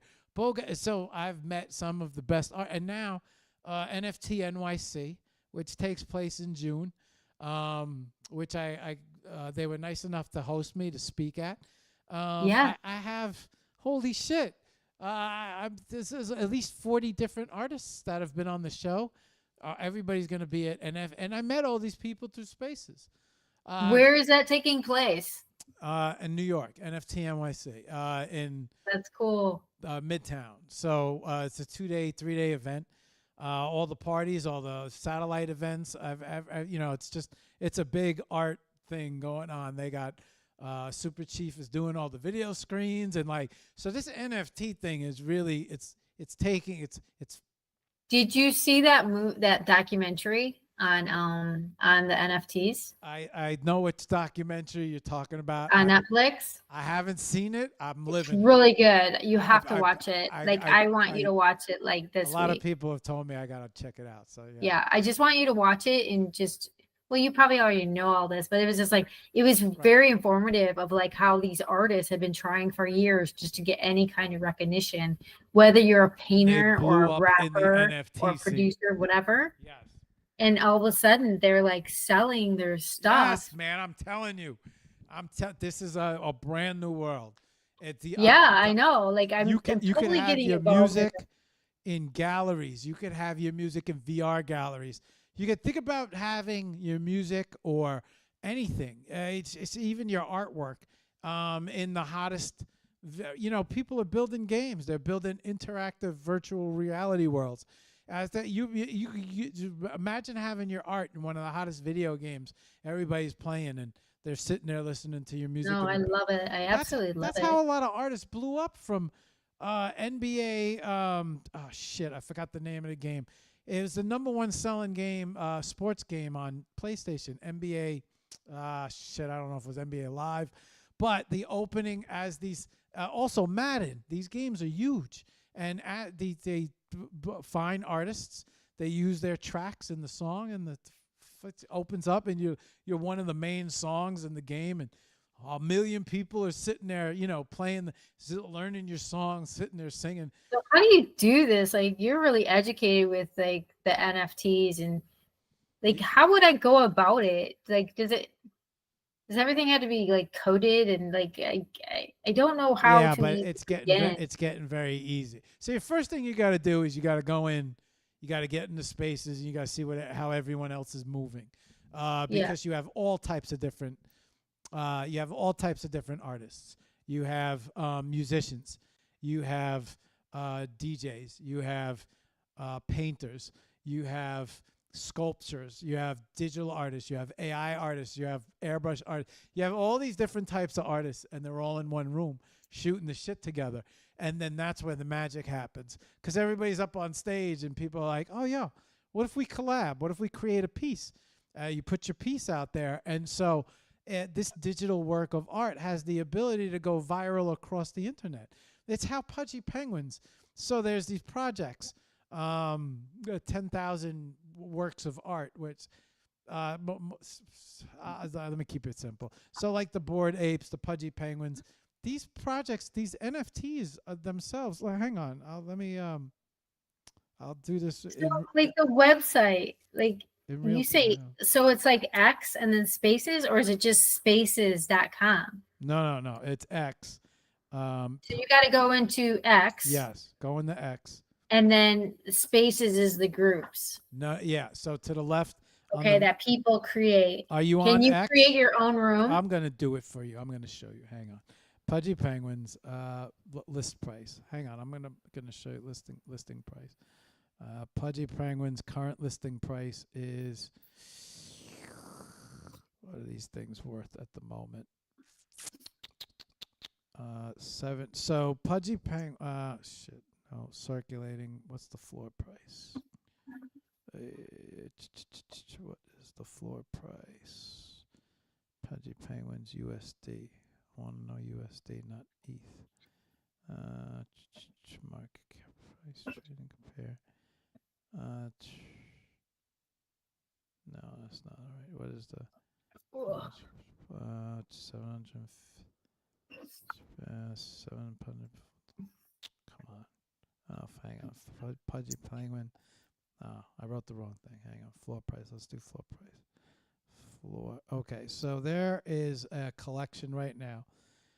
Pudgy Penguin floor price. The current floor. Turn your mic up. 10. Okay, no, I'm figuring it out. So 10.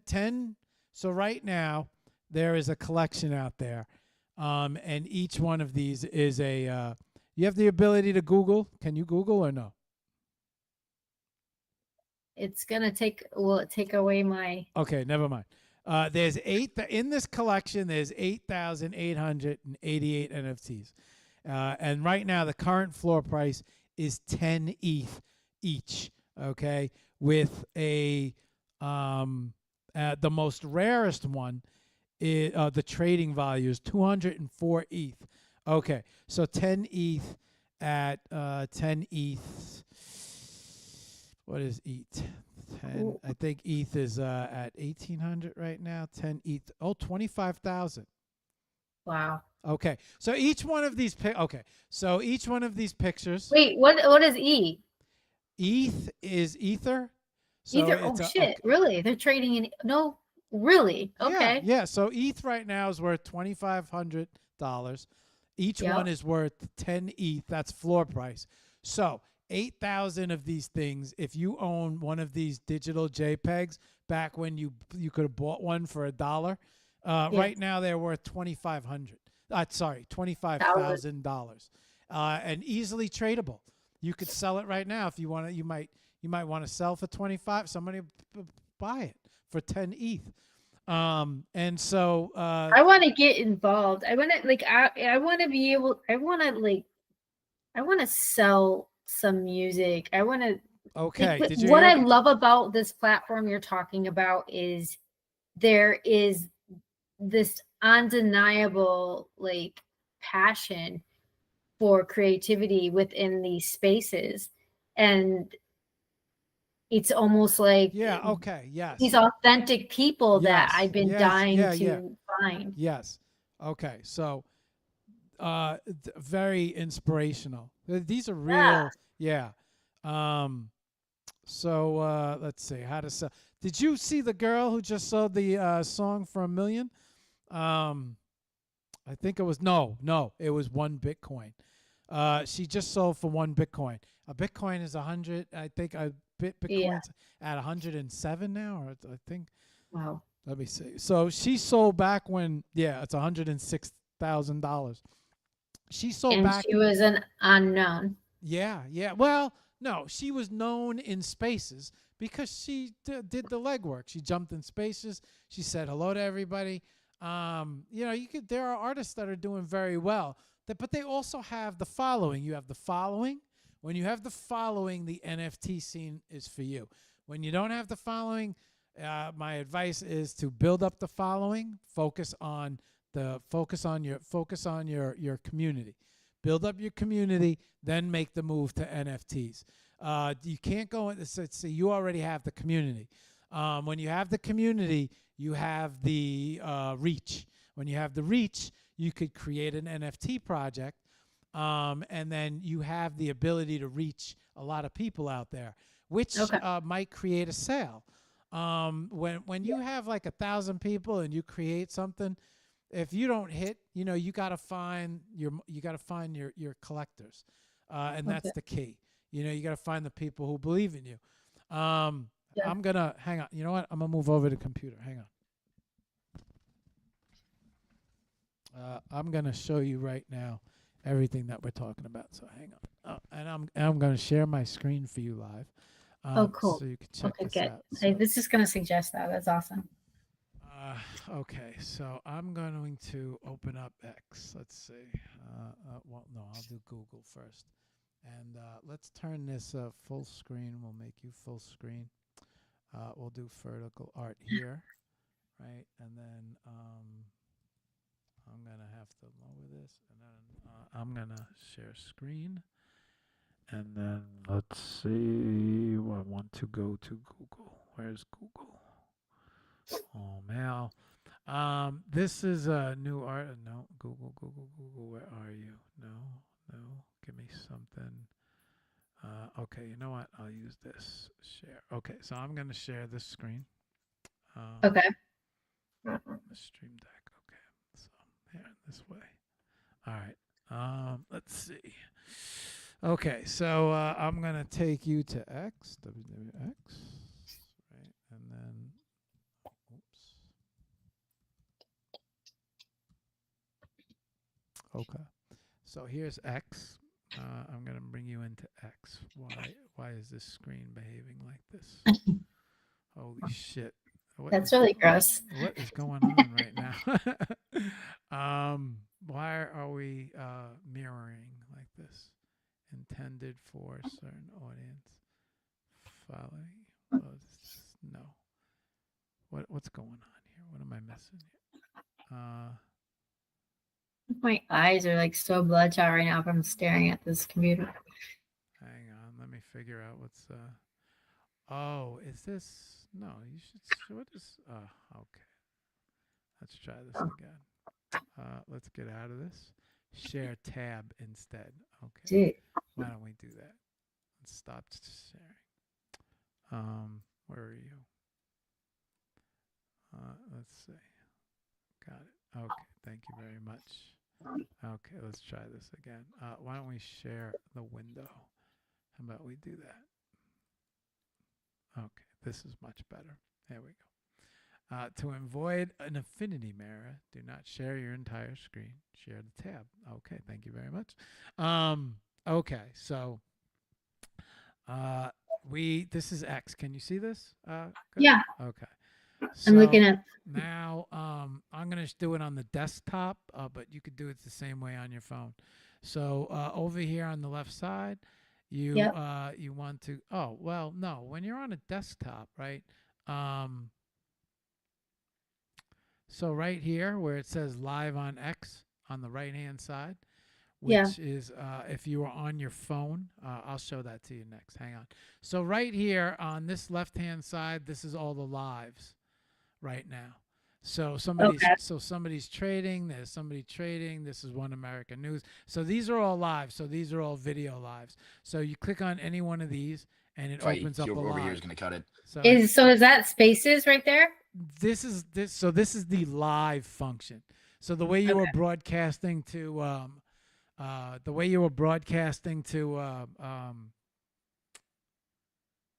TikTok, this is like X's live broadcast, right? You want to go Gotcha. live, but most people use it to trade. Like these guys are showing their trading. This is One American News. They I'm trying to probably solve them peacefully. news. This guy's probably talking about to Diddy World, where America. I'll be giving you the Oh, look, Diddy he's talking details about from Diddy. day 7. We're gonna. So that's kind of like the lot now here where it's purple. You see the purple? Yeah. Okay, this is a space, right? Okay. Now I'm gonna go into the space. I hope George doesn't bring me up. I know this guy. So this is space after hours Tuesday night shift. You just start listening, right? You jump in here. You can say that. Listen, when you guys are done with that room, they're just gonna drywall it off, seal it up, put a fresh can of paint on it, and just that room's just gonna disappear out of their inventory. They're gonna have to, bro, because I said to Duval when he booked it, I go make sure you Okay, put it so on a here card. they are talking. Yeah. We sent my And money they're over. I was all- like, put it on a so card. you see this right here? They're Like, just hang they're on, gonna this is they're the gonna walk in Yeah. there after the This- weekend. They're like, you know, every- let's just shut Yeah. this shit. Let's just take this I shit see out the I inventory. gotta, Let's just hang clean on, this I gotta lower this. clean but this sucker up. probably, Put some art on there's this no wall way right to here. shut these Put a guys. nice I painting can't right mute here. this. And then Sam Okay, says his so this credit card was is stolen, and we're good. On host, to the next one. co-host, Yo, put it on co-host. Webb's card. These are all That the motherfucker. speakers. These are Dude, all the you know how guests. much This is hotel everybody you PC's let racked up on up? Over stage. $4,500 You let up all these in people up, in and you No just damages sit way. here and and you have a minibars. conversation. Dude, You come off speaker dude, when you want to come off speaker. You dude. hit microphone. In you go Taiwan, up and he talk. fucking 13 Bloody Marys, 40, man. 13 how Bloody many guys they Marys. got in this room 13 right now? Bloody Marys. What are they Like talking water. about He bought the in that room? entire So this store probably of the hotel. He bought NFTs. every Okay. bag of chip Trading. and every candy. Well, let's just Yeah. 3 bags of Sour Patch, Well, 3 right now they're bags of talking about M&Ms. candies. 3 Snickers. Yeah, no, the Snickers, the Reese's cups. And he said it was for a joke. He was going to put it on the bed and make the King Ant grab it. And then he ate it all. Yeah, the Bloody Marys, the So pizza, charge that normally to the this room. is late night.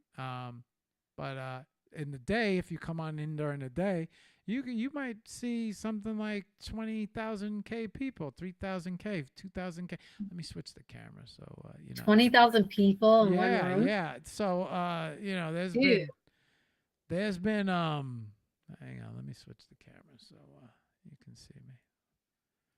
There we go. Okay. That's crazy. So man. where did that screen go? Yeah, so this so you know, right here in Spaces now, I'm going to show you something else. Hang on, let me I'm going to stop presenting. Let me bring you back. Okay. And okay, so here, right? You come to your phone, right? Maybe I shouldn't do that online. Okay. So you just right here, right? Open up. Let's see. X. X. Yeah. And then up here, right in the bar, this is all the spaces that are taking place, right? So you could choose a space, but that's probably your people. But then, let's see, home. Okay, right. I want to make sure I got it right. So, shit. So right here, you click on this little guy. This that'll open up. Then down on the menu right here, spaces down at the bottom. Right, click on spaces. Now watch this. All right, this is all. Look at all the spaces going on right now. Every single one of these has people in it. They're all having a conversation about something. It's all different topics, some political, some health, some music, some art. There's names on the top. It'll show you how many people are in the room. And then you just, you know, let's see if I could do this on like this. Is there any other platform doing this? No. No, there Why is not? not. So there's a, let's see, what is this? JQ Radio, the best space on X. So there's 163 people listening. You just hit go in and yeah, they shut down the space, I guess, right after Lucas left, which is odd timing. So yeah, it must have been preoccupied with that chicken. I can hear it. And yeah, like I thought I was talking, and I looked down. There's no mic. There's no sound. Lucas Gage is still a co-host on my screen right now. so all of these guys are in this room right now. But yeah, we thought we had Ryan coming in. This room has over 163 people in it. So you could just go and in here, you hit this little mic request, And right, you just hit the little mic, and then now I want to speak. So now he might bring me up. Let me see, man. The co-host. I hope I don't want them to bring me up during the show. Yeah, but how do you not like over talk each Hang on, other? I gotta shut these guys off. Go ahead. All right, go ahead. How do you not over talk when someone's speaking now? Let's say you want to say Because something. you come off mic, right? So let's say I'm in here, right, and then I hit mic, and I go up to the stage, right? So, hey, Mark, come on up. So they bring me up. My mic turns green. Okay. And then, hey, Mark, what's going on? So I hit mic. I turn my mic on. Hey, everybody, what's happening? I just wanted to stop in and say hello. Boom. You hit mic, turn the mic off. Oh, shit, request that. And so you just mic on, mic off. When you want to talk, you mic on. Hey, what's happening? And you just talk like it's a regular phone. It's like a big party in your phone with all of these people and all of your closest friends. You know? And let's say you have a following on X. You could go live on your page. You could create a space. It's not difficult to create a space. And then next thing here, right here, this button right here, you just boom. And then that's it. I could start a space right now. People start jumping in the space and start talking to me. And, everybody gets the alert on my page. And this is where the majority of me and my friends hang out. So it's just about creating a topic that people might be interested in to create the space. You could talk about anything, Nick. Anything. Yeah. So I host two shows. Tuesdays from 9 to 11, I host with Linked by Art. And all we do is talk about art subjects, art this, art that, art, art contests, art challenges, art, right? And then on Fridays, we do TGIF.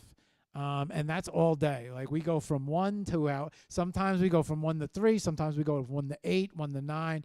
It depends on how many people come in. Sometimes we have 30, 40, 50 people in the room. Everybody comes up on stage, but it's all of our friends. And everyone's just talking about NFTs? Yeah. No, anything. Wait, you put I meant like on Fridays, like you said. No. Fridays is more fun.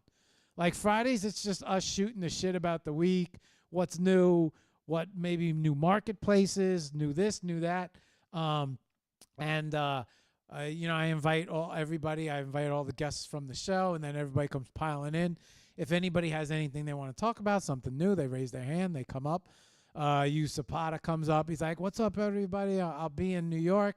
I have my opening gallery. Will you pin it to the top of the room? Everybody checks it out. Everybody looks in the comments. It's the fastest and quickest way for people to share information between each other. It's the quickest way for people to learn, right? It's because there's so many people in the room, and usually the smartest are up on the panel, unless you're in a dumb room. If you're in a dumb room, then get out because you're wasting your time. But sometimes there's rooms where people they don't talk about nothing. I can't. I need to be in a room where I'm learning.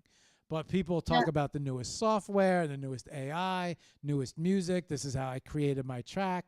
That's just the art rooms. There's the health rooms where Apothecary, who I usually have on as a guest, she runs a health space on Sunday mornings. She'll sit and talk about health for almost 6 hours, but she has all of these doctors and nurses, and it's the same thing. People are like, fuck the medical system.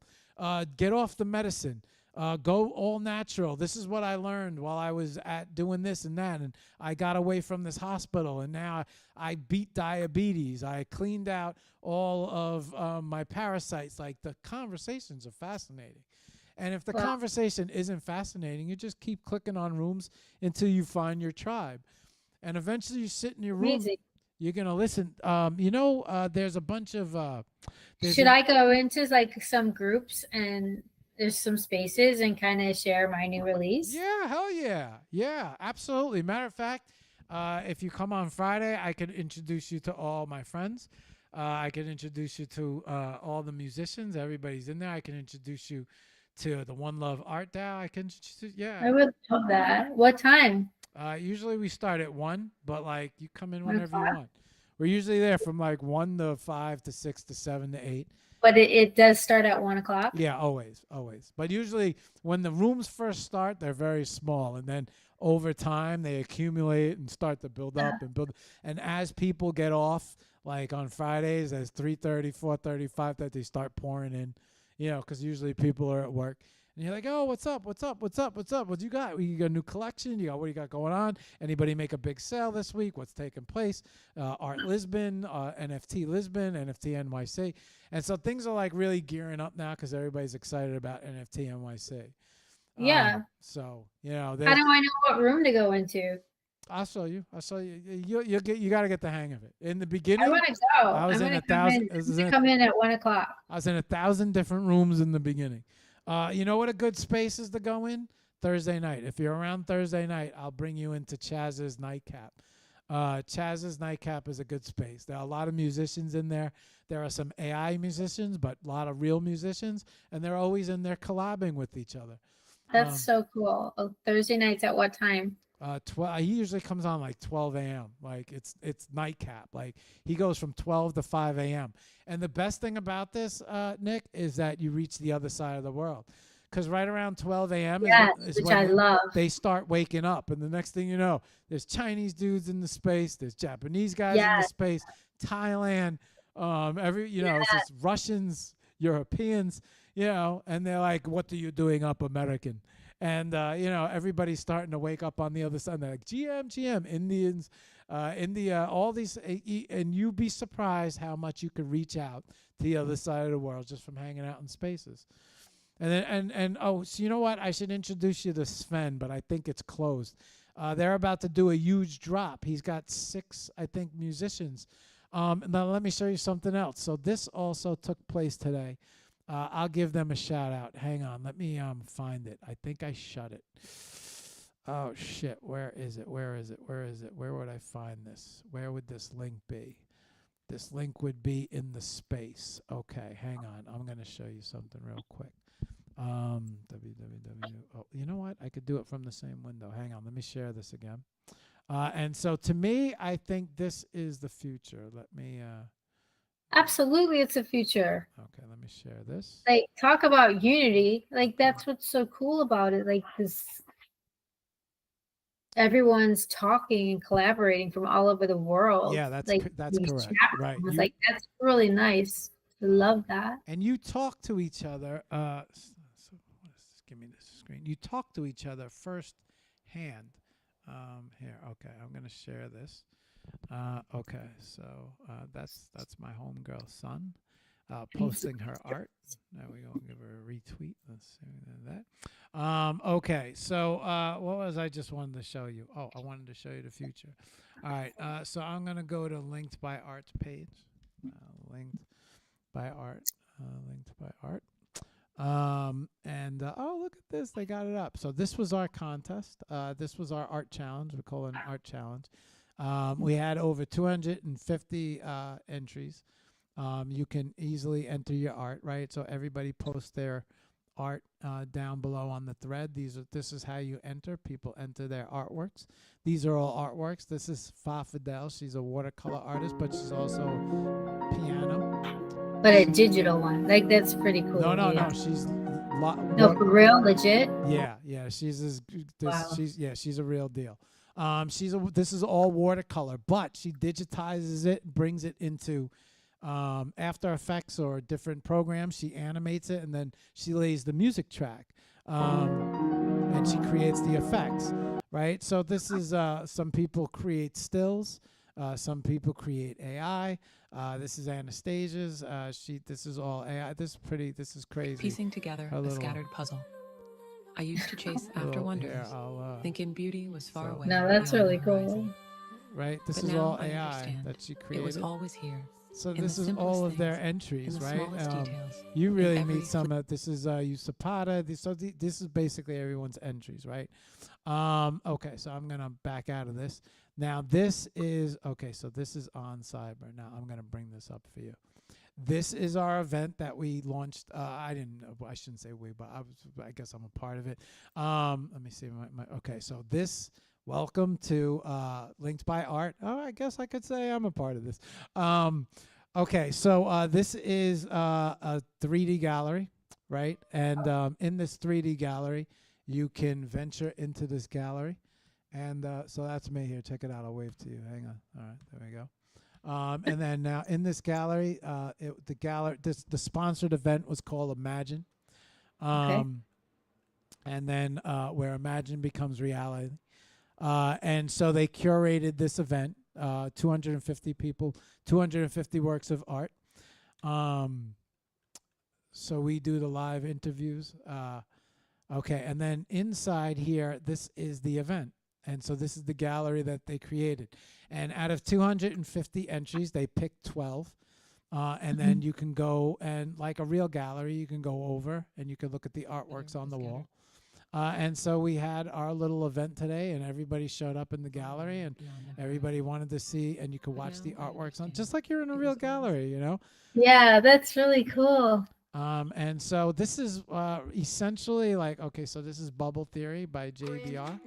It's a music video with AI that she put together. That's insane.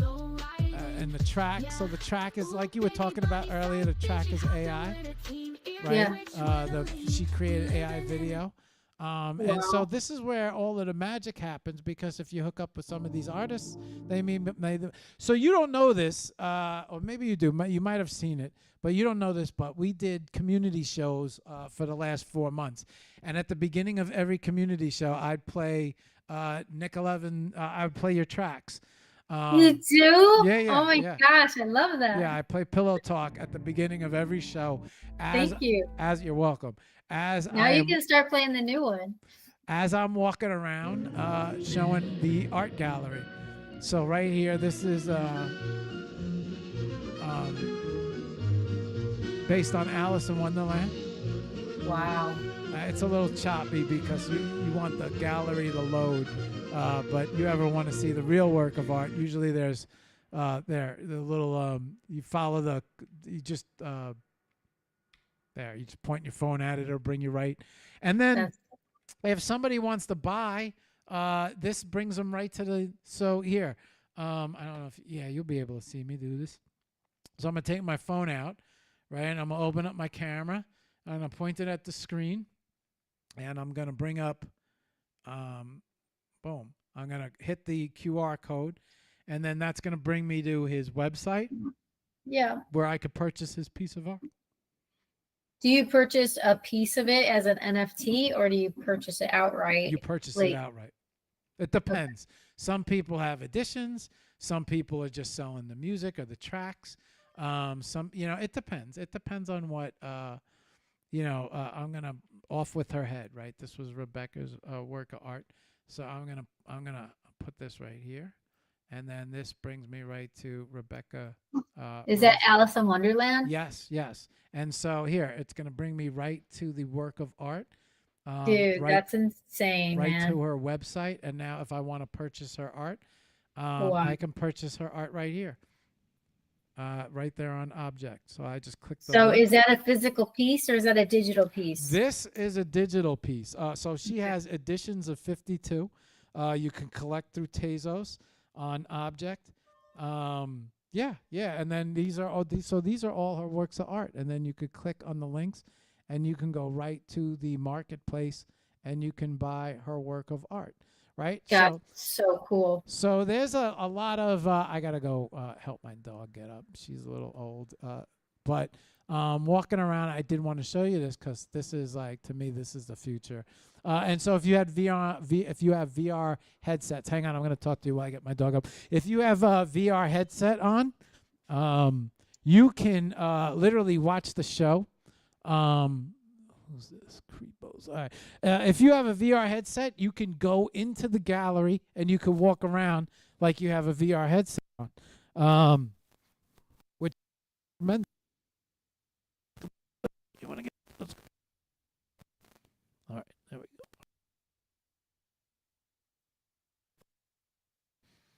What's the matter, bud? Okay. All right. You all right? Okay. I'm gonna go out. The door's open. So you put your VR headset on, and you can go in. You can interact.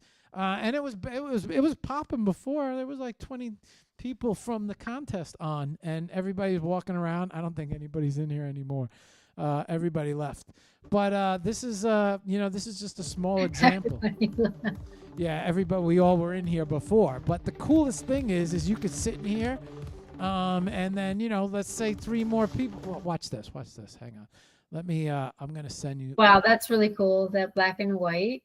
What is that? That's the one that won. That was the winner. This was the $400. So the top prize was $400, and this was the winner. This is the one they chose to be the winner of the art challenge. Via AI. Okay. Hang on. Let me. What I'm gonna do is watch this. I'm gonna send you this link right now. Let me copy, right? And then how do I send this to you? Okay, so in the side chat bar of Google Meets, I'm going to send you this link, right? I don't know. No, that's not going to work. How can I send you a link? I got that one. I want to email that to me, that link. Hover over it to pin it. No. Does that link work when you go hover over it or no? I'm looking right now. Hold up.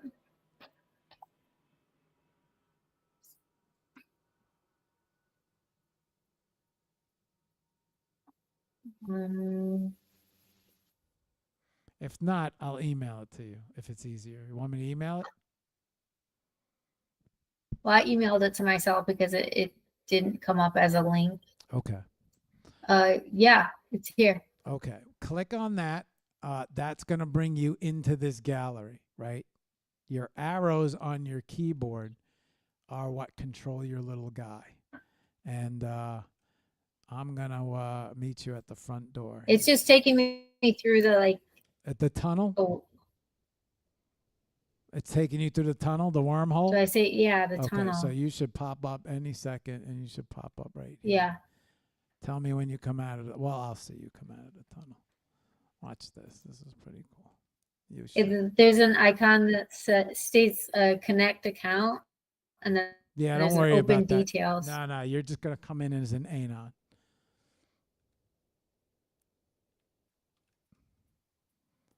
You would need to connect your wallet, your digital wallet. But are you in the exhibit yet? Did you come out of the tunnel? No. No. Okay. It's probably loading. But you should show up here. I think it's there. I'm here. I'm in. Okay, I'm in. okay. You're in. You see the actual exhibit? Yeah. Okay, how come I can't see you? Let me refresh. So yeah, this is where Pillow Talk starts. Yeah, there you go. Okay, so here we are, right? And I'm a wave. That's me. I'm question mark. I'm your guest. I'm your tour. And so this is the gallery. Welcome to the gallery. And then I don't know. Can you follow me? Where are you? Yeah, it's still loading. It's taking forever. Okay, well you're here. I see you. But once it loads. Yeah, I see that I'm. You see me? Okay. Yeah, I'll dance for you. MetaMask. So is MetaMask, is that the credit card? X. Is it the credit card Musk is doing? Yeah. So, but I think I didn't read everything about it, but that is going. So his intention is to create X to be like the everything platform. He wants you to shop on it, just like TikTok, except X. Okay. Yeah. But is it so? It says all this crypto though, right? Well, he hasn't created a crypto standalone for X yet. He's only created it. Right. He hasn't really. You don't know if it's going to stand for Doge. You don't know what he's going to use. So nobody knows yet. All we know is that he has a plan. He wants so the way TikTok is taking over the market with TikTok shops, he wants X to be the same thing. He wants X to be the same. Okay. He wants it to function the same way. All right, hang on. I'm gonna let's see. I'm gonna So what's your favorite crypto besides Bitcoin? Do you think XRP is going to hit the roof? if I had a thousand to put in right now, long term, I would go with so I like Solana. Uh-huh. And I like Tezos. You like Solana and what? And Tezos. Sol? Tezos? Yes. Tez. Why? Tez. Well, I like Solana because there's a lot of meme coin activity on Solana. That's where all the meme coin trading is. And meme coin trading, I don't think is going to go anywhere anytime soon. So as long as it's around and there's a lot of activity, there's a lot of money moving on Solana. Do you find it's going up and down, or is it steady and just steadily going up? It's well. Let's hang on. Let's take a look at the charts. Usually, I tend to find it bounces between 125 to 225. But like that's crypto. I mean, like let's see. Well, especially now. Yeah, that's so you don't have a feel for XRP? I haven't seen XRP really do. Well, no, not yet. Do you think that maybe in the next? Well, definitely, I'd say the next 3 years. So I've watched XRP since 2017. You gotta have for one of these to do well. You gotta have like a use case for it. There's no use case for. I mean, I haven't seen XRP. So this is here. I don't know if you could see it. No, you probably can't. I have the Sol on the right hand side of the screen, which I'm gonna show you right now. Hang on. So Sol is worth 169 right now. It bounces up and down between this is 168, 200. I like the fact that it's all about the meme coins, though. Let's see. That's 1 day. Let's do 1 month. Okay. So yeah, Sol has all the way up to 170. Not bad. We're at 168 right now. So this is Sol. Let's do a year. Let's take a look at a year. Okay. Yeah, so Sol really hasn't bottomed below 100, and it's gone up to it's gone up to 264. Yeah, so Sol, so because of all the activity and the meme coins that take place, so Pumped Up Fun. Have you ever heard of Pumped Up Fun? No. Okay, so Pumped Up Fun is where you can launch your meme coins on, and everything is on Sol. And because of all the money activity and trading, that's what makes Sol. Sol is active. A coin's going to do well if there's a use case for it. When it comes to Ripple, XRP, let's see, I'll bring up XRP. Hang on. When it comes to this is Sol. Coin market cap. All right. Let's see. Let's just take a look at the ETH. XRP still 4. Let's see, market cap. Let's see, volume. So volume, trading volume, right? So a lot of trading volume for Tether. Well, that's USDT, right? Okay, Bitcoin, Ether, DAI, USDC, Sol. So Sol is number 7 when it comes to volume movement, and it's actually moving more. What is that? 1 billion? Yeah, it's moving 1 billion more than XRP. So Solana is actually being used more than XRP right now. I don't know. I just feel like XRP. It's not. XRP is definitely not about now. I just think there's going to be some movement because of the companies getting involved, like within the government. I guess for some reason I just feel like. I don't know. It's just.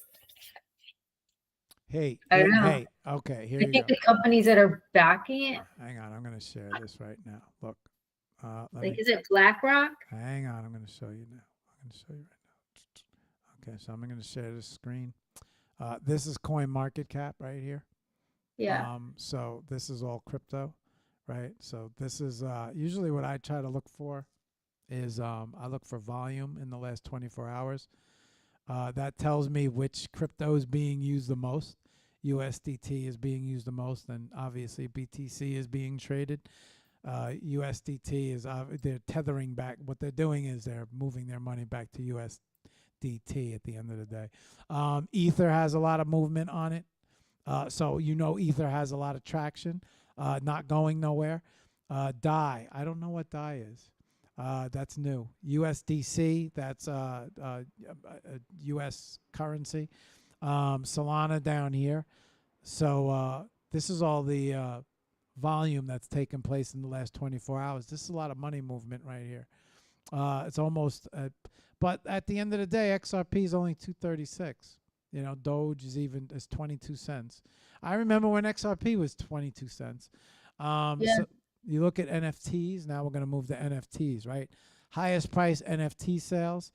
So this is a good example. So Doodles is number one right now. Wait. Hang on. Let's look at market cap. Oh, Bored Ape. Okay, so Bored Ape is the largest market cap. Let's see what the floor price will go. Oh, they don't let you do it by floor price. Okay, let's check volume. Okay, so Doodles. So this is a collection, Doodles. Bored Ape Yacht Club, Mutant Ape Yacht Club. These are all collections. Remember I was talking about Pudgy Penguins before? Okay. Yeah. So this is all of the volume traffic that took place today, right? Wow. So 74 ETH, 75 ETH, which is so that means let me get my calculator up. Hang on. 75 times 2. 75 ETH times 2,500 equals. Okay, so there was $200,000 in movement within Pudgy Penguins in the last 24 hours. So that means $200,000 worth of Pudgy Penguins, which are only 8,800 JPEG pictures, NFTs. People traded. There was $200,000 worth of trading today. Whether people sold to get out, whether people bought something cheap. These are the most active NFT collections. Doodles, just a McDonald's. Here, I'll show you. McDonald's. What? Yeah. You're kidding me. McDonald's is getting involved with the NFTs? Hang on. This is going to blow your mind. Are you kidding me? So this is Doodles. Collections? Yes. Are you freaking kidding me? God, that's marketing genius. So McDonald's now is Doodles is now part of McDonald's. There is an actual McDonald's that is designed like a Doodles. Where the fuck is it? I need a picture of it. That's unbelievable. So there is a McDonald's. I don't know where it is, but it was built. Doodles, McDonald's coffee, McDonald's location, Doodles, McDonald's location. So where is it? So there is a McDonald's that. Oh wait, is this it? UK artist. Doodles. Is this it? I don't know if this is it. UK Mr. Doodle. No, that's not it. So there's a Doodles. There is a Doodles McDonald's right now where they incorporated all of the architecture to be Doodles, like a Doodle Land. So that's Doodles. Bored Ape Yacht Club, right? They're everywhere right now. They have Ape Chain. Let's see, Pudgy Penguins. Pudgy Penguins. When did this start? When did the Doodles start? 2021. Wow, I am so not with it. So Pudgy Penguins. Okay, so now Pudgy Penguins has. Okay, so you see these guys right here. These are Pudgy Penguins. These guys are what? Each one of these guys are worth 25,000 right now. Why? Because they represent they represent a share. You know what? The best way to understand this is they represent a shareholder stock they represent. You're a shareholder, and you're holding a share of their company. Okay. So this is where Of one particular image, though. That's correct. Yeah. Yeah. And so there's 8. But why did these images become so popular in the first place? Well, the owner was able to get them on Walmart shelves. No kidding. Yeah. So Pudgy Penguins, so what the owner did was, hang on, Pudgy Penguins, Walmart. That's cute. Okay. So these are collectibles. Wow. These are on the shelves now at Walmart. And so there's a toy. Right. Right. And then it's just not a toy. There's a coin. The Pengu coin. So now it's a meme coin? Yes. Yeah. And how's it doing? Well, let's check it out. Let's see how they're doing. When did it arrive in Walmart? I would say about maybe 2 years ago. Really? Maybe a year ago. Maybe a year, 2 years ago. I can't tell you the exact date, but once they got their toys, they made plushables. Once they got their toys on the shelf. So this is Pengu, which is Pudgy Penguin's coin. It looks like it started off and it rugged. Well, it rugged, but give it time. It'll make its way back. It represents the company. What the company did was, let's see, Pudgy Penguin's website. Pudgy. At least there's a company involved, and it's not just some random, creating a meme coin. Okay, so this is Pudgy Penguin's website. Very well done. Very well done site. And so you could come here. You could buy Pengu, which is their coin. This is the Penguins. This is you scroll through the site and you see what they represent. You connect your wallet, and then you could pick up. You join their Discord media. They let you know what's going on. Yeah. They give you updates just in. Pudgy Penguins NFT sales surged 500 on Mystery Map. This is a whole culture, and so this is one of the better done products. This is one of the better done collections. Now I'll show you Bored Ape Yacht Club. So this is the Bored Apes. This is the no, that's not what I'm looking for. Yeah, I've heard of these guys. Okay. So this is the Bored Ape Yacht Club site. You go to the Bored Apes. Yeah, those are doing really well. Or they were anyway. Let's see. Okay, so this is so now you go in and so this is the Bored Ape Yacht Club, right? And then let's see, you could I forgot. Let's see. Yeah. So if we go to Made by Apes, they have a clothing line.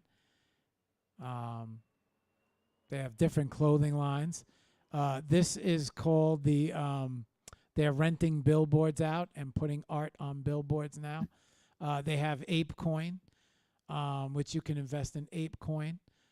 There's lots of stuff going on with, you want to talk about the community, want to go see the community. Here's the council. These are all so these are the apes that each of these guys own. So if you want to reach out to these guys, right, like that's their X page. So you can then click on that and go to their X page. That's so this is, yeah.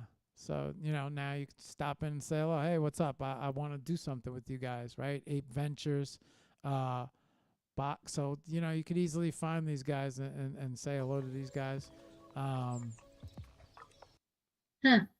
then usually they have their apes, but this guy has a CryptoPunk, my ball. Cyberpunk or CryptoPunk? I don't know. It's cyber. Yeah, Cyberpunk. I love Cyberpunk. I think it's a CryptoPunk. I think they call him CryptoPunk. Oh. If I remember correctly, but they have the CryptoPunks. So yeah, this whole culture has blown up. But these are the most, you're looking at, so out of thousands of projects, these were projects that came out here. I'll show you this. Let me show you this. Where is the Pudgy Penguins? Where can I find them? This is their contracts. Where would I find the Pudgy Penguins? Where would I be able to find these guys? Right there. No, they're on a market links. This is what I'm looking for. Okay, so let's go to OpenSea. So this is the Pudgy Penguins on OpenSea. This is their collection. You see right here, 8,888. These are all the penguins. Okay. And so when they released this and they dropped it, these penguins might have been going for 50 cents or $1, whatever the listing price is. And then you bought, let's say you bought 100 of them. So you bought 100 for $100. Now look at them, you know, this and rarity. Let's there's very important about rarity. Let's say, well, price high to low.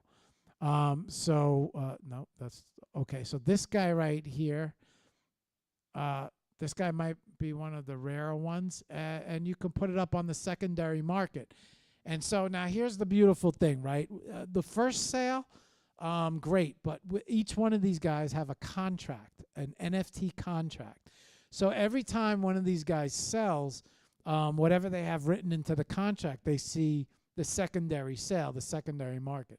So this would be the secondary market where people have it listed. Now, let's say I like this guy. I want to come here. I want to buy him. This guy wants 250 ETH for him, right? If I buy this for 250 ETH, but 10% or maybe 20%, whatever they have it set at, will go back to the Pudgy Penguin wallet. So the company sees from every transaction. So this is, like I said, this is one of the more popular ones. The average price right here is $25,000 for a Pudgy Penguin. With anything on here, this is 500 ETH. This could be, you buy one for 1.3 million. That's the penguins, right? Let's see the doodles. Let's see what they're up to. I'm gonna go to doodles.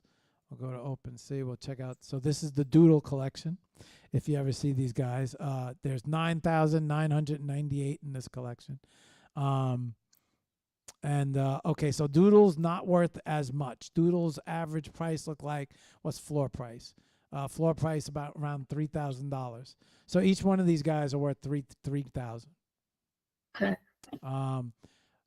What will blow your mind is let's see if the apes have retained their. Let's see if the apes have retained their price. Oh, they have. Okay, so the apes still kind of up there. Floor price 12,000. They did really well. I mean, if Right. I've heard about them, Right. like the celebrities got involved with those. Yes. I don't know how, but yeah. So these guys look like they're averaging around 36,000 a piece, right? So if you were to buy an ape, now what you're buying is, it's a JPEG, but I don't look at it like that. I look at it more like you're buying stock in a company. This is a company. Bored Ape Yacht Club is a company, and they support projects, ape coins, things of that nature. And so if you want to buy into this club, this company, you will pick up a Bored Ape and support them. And that's what, and at a time, you know what? Let's just do a quick. What was original sale price for a Bored Ape? So the original price for a Bored Ape was $190. 0.08 ETH. Look, so at the time of its launch, April 2021. And when did that happen? What year? This all got hot in from April 2021 to April till November 21. Okay. That was that time period when all these projects got hot. So they were released at 0.08 ETH. So if you picked up 10 at 0.08 ETH and these things shot up and you started selling them, you would make profit off the flips. And so when you flip, every time you flip or sell or make profit, they would see residuals from those sales. And so imagine 10,000 of these things trading, and they're seeing 10 or 15 or 20% trade every time one of these trades, right? Yeah. So that's how the Bored Apes made their. Yeah, I think those are cool. Actually, I don't know why. So, shit. Okay. Well, we talk about getting a little off course, but it's okay. I'm showing you. I'm introducing you to NFTs. It's okay. I love it. I love the education. I definitely want to get involved in the NFT, but on the music side, and like you can probably sell like your music videos even like as art, you know, like films. Like all my music videos are like a film that I own. I don't know. I need to educate myself, but I definitely want to get involved. I just don't even know how. Just jump in the spaces and start meeting everybody. Yeah. It's you'll get to meet everybody. I'll bring everybody in, and Thursday. I think Thursday night's a good space because you fit right in with Yeah, that group. I can't do Thursday night this week, but I can definitely hopefully remember 1:00 on Friday. Yeah. These guys run every week, so you know. I'll next time I'm in a really good space, I'll text you. Yeah, please. I don't want to go in alone. Let me. What I want to do. I want to do NIK 11. For YouTube. There we go. Okay. I want to bring up your YouTube. Okay. And then we'll bring up your website. Okay. All right. How did I miss this last time? We bring up. What are you doing now? What are you doing? I have your website up next to you as well as your YouTube. Oh, cool. Yeah. Oh, I never saw your website before. This is the first time I'm seeing your website. Which one? The NIK the 11. EPK? Yeah, NIK11.com. Yeah. Yeah. I'm looking at all the video on here. Usually I'm looking at usually I'm fingering through Instagram all the time, but I never went to your website to look at your posts because I know you're pretty active on the gram. Okay. Your call, Nick. I know that we wanted to play the song. Do you want to play some stuff for him? Yeah. I don't know. What do you want to do? Should we just? How do we conclude? We should conclude playing like 30 seconds of it or something. Okay. You want to? Yeah. You tell me. I don't know. I don't know. You're the host with the most. You know what? Most This is what I do want to play. So I want to play in Pillow Talk right now. There's nobody left in the room. Who? What room? I thought you said everyone left. No, I'm not talking about the gallery. I'm talking about the show. Didn't everyone leave the show because we went into the gallery? No. But if anything, people would watch. Because I would find this shit interesting. I'd be like, what went on today? Like, what went on? What are they doing? But no, this is I want to play Pillow Talk for him. I don't know if we played that last time. I know every time I opened up a super community show, I had Pillow Talk playing. Oh. Yeah, do what you want. Okay. So I do want to show him Pillow Talk. So what about the music video? Did you ever see the music video to Pillow Talk? Yeah. Every time that was super cool. Yeah, that's why I think we should show him. Let's play it. Oh yeah, we talked about it though, didn't we? About the outreach and stuff. Like that was exciting. For this music video, for what I like about you, I'm doing total AI as well. Like I don't even want I just there's so many cool things you can do with AI. I'll probably do a whole thing where I'm filming myself like singing the lyrics and then just blow it up with like this really cool AI effect. Okay. So Nick, talk about the new song. Talk about the new song. Okay. I thought we were listening to Pillow Talk. You know what I'm thinking? Maybe we'll play it to play play out? You know what? Let's do it. Let's do Pillow Talk. Hang on. All right. I want yeah, I do. I do want to show you guys Pillow Talk. I don't know if we played it for you guys last time, but so this was. Wait, are you showing the music video? What are you doing? Are you just like, we're listening to a track, or are you watching a music video? No, I'm bringing up the music video. I'm going to show them. Oh, thank God. Yeah. Okay, because listening to the track is so boring. Yeah. No. I'm bringing up. I have the whole video up. As a matter of fact, you are off screen, so we're going to play Pillow Talk. Okay, and cool. we'll be back in 5 minutes. We'll be back 5 minutes 52 seconds.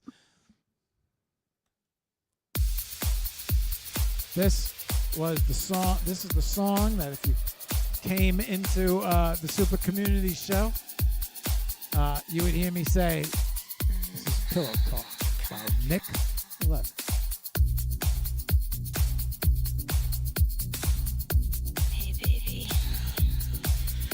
I love this music video. Like it just went through so many changes and so many different edits, and like I was so involved, and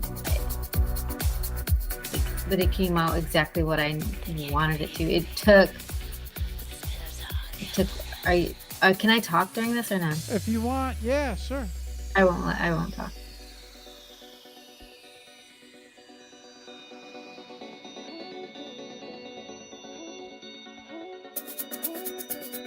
Give it to me. Give it to me. It took one day to film me in all these different locations with the outfits and everything in Detroit. But then the whole AI and the different edits and software that was used, Let's get together. that took 3 months for it to be what it is. Right now. Hey baby, let me stay. I don't care what your friends are out to say. Hey, what your friends all say is fine, but you can't compete with this pillow talk of mine. This pillow talk of mine.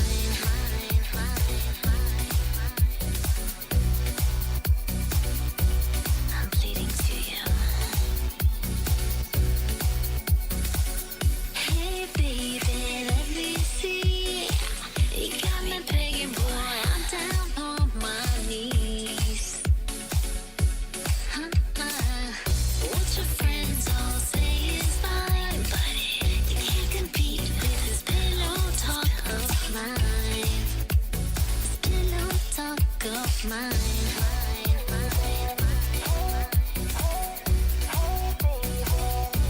I'm pleading to you.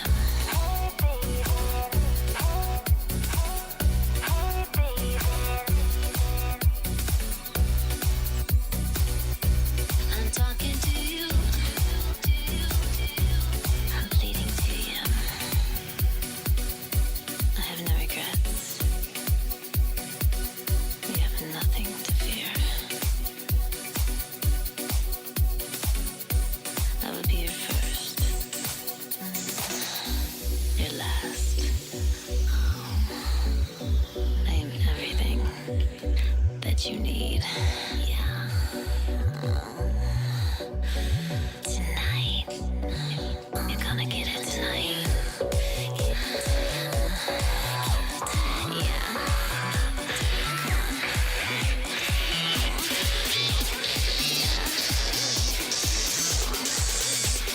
Let's talk.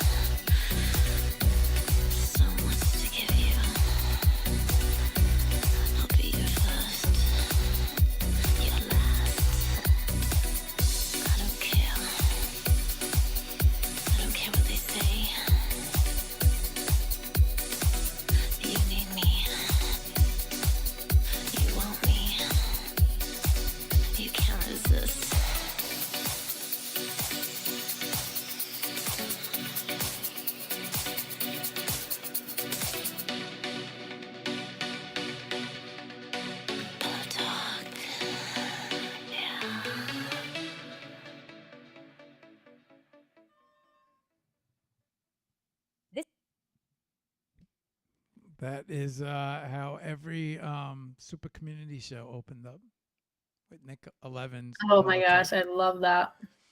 That was how I opened up every show. I would just let it play as I was running around the super community, and it was it's a good song. So I was like, you know what? Let's just pump Nick, and then I started playing all the tracks, your playlists off of YouTube, as I would just open up the show and run around the 3D gallery. It's so cool. I love that. So, okay. Is it that time you want to premiere maybe a little clip or anything else you want to go through or talk about, Nick? Yeah, as far as like the song, I'm really excited about the way it turned out. I love the fact that I was able to create something that was extremely like poppy, but yet had that electronic vibe and that deep bass that I love so much. I fell in love with it. I'm really excited about doing the music video though, because that's when I really thrive. Just with like the writing of it, the directing, the editing, everything about it. So I'm excited about the entire project. And it's just like you hear it so many times, you like fall out of love with it, and then you hear it again, and then when it stimulates you again, like you're so excited again. Like if you don't listen to it in like 3 months, it goes through such a process, just like music videos, goes through so many edits and changes that you do get to that point where like put it away. I never want to hear this song until it's released. So yeah, I'm excited to finally. Do you have an idea for the? I'm gonna make sure. What, the music video? Yeah. Yeah, absolutely. I'm gonna film it, do the same type of thing. Just film me in different maybe outfits and situations where I'm actually doing the lyrics, because I do want to be like the main character, but I do want to create like a humanoid feel, alien, whatever, because I'm a freak, and make it my own with the whole like AI thing though too. I don't know, it's not going away, but I'm really in love with the direction of AI. I really appreciate it. I just don't want it to take over the world like it's doing. I don't What? I don't think that Where'd you go? Come on, buddy. I'm making sure that my Excuse me. I'm getting my dog out because my dog seems to be doing circles. I don't think you have anything to worry about. I don't think, somebody said something very interesting. They said, we as human beings, we created AI. I don't think that it's going to get to the level of where I don't think it's going to out original us. Humans, we are the creative ones. That's where I think AI stops. I think AI. I know, but it's very different. Shoot. I'm really excited. It's really different though with the tech people versus the creative. I mean, yes, tech is creative, but it is very different at the same time. It's literally using it one side of the brain versus the other side of the brain. And there's so much money involved with tech and greed that's why I feel like it is eventually going to take over. And it's I don't know, I just feel like there's going to be, like I said, with even the crypto, I think crypto of course is going to be the new currency within the next 5 years. And they'll be like the extremely rich and then the extremely poor. There's not going to be any kind of middle ground. So I have Josh is out there. I can say hello to Josh. I'm not sure if he's still watching, but if he was, you'll probably meet him if you stop into the space on Yeah, I will definitely be in the Friday. spaces. I'm excited about spaces. He firmly believes that everybody should learn trading immediately. Absolutely. Like what type of trading? Like crypto trading or he's a stock market guy, so he's a he likes options. He's an options guy, but he says, either you're a trader or a content creator, or you're drawing revenue through content creation. It's it's how many other options are going to be out there available. I think anything that involves originality, humans will be sitting in the driver's seat. Can AI duplicate that? I mean, you could sit there and prompt away and you could probably come close, but I don't think you could come up with anything new. I think, I just don't see AI advancing past humans when it comes to the creation process. I don't think that's going to happen. But it's already happening within the music industry. It's already happening where they're creating things that sounds. All they have to do is go into the right software and say, AI, please create something that sounds like NIK 11 Pillow Talk or NIK 11 whatever. Right. And it will literally sound probably like 85%, but with different tweaks. And there's nothing you can do regardless of the copyright. I know it went to the Supreme Court and then they found the original artist was protected through copyright, but other things are happening and there's appeals. And I don't know. I see like if you don't have enough money to protect your rights, right, you have no rights. Period. In this world, right? You just don't. Yeah. No one's gonna save you. Period. Whether you're in the street, in the car, whatever. No one's gonna save you. You're not, dude. I like seriously came out of the studio when I was in LA one night. It's like 11 o'clock at night.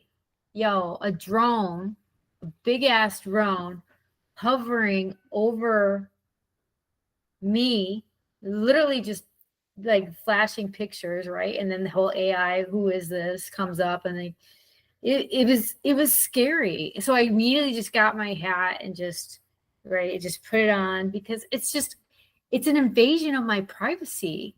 Like, you don't have any privacy. You're already being taken over, whether you believe it or not. And all because of the addiction of the phone. Like your data, we all have tracking devices on us. I know, but the fact that there's this drone, me just walking out of a studio, I have no rights. I have no civil rights. None. Zero. Literally, you know what? That drone could start shooting bullets at me. I could be dead. If it wanted to, it could throw a little bomb on me or whatever the fuck it can do. No one gives a fuck. What's going to happen? You know what I mean? Is someone going to go to jail for that? No. That's how they're winning wars. That's what they're doing. That's what they've been doing. Like, did you see what, for 15 years, 20 years? Literally, the drones were like doing the wars. They would fly over the people and they would bomb the cities. Like, that was all like American made. Did you see the new Chinese airplane that can release 10,000 drones?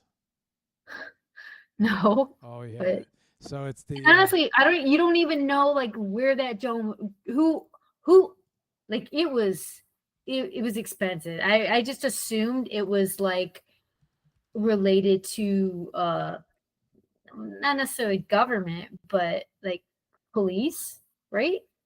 Kind of like going around and making sure everything's safe or whatever they do. But when I wasn't doing anything wrong, who's to say a cop could just pull up like within seconds and say that I did do something wrong? Where are my rights? I have no rights.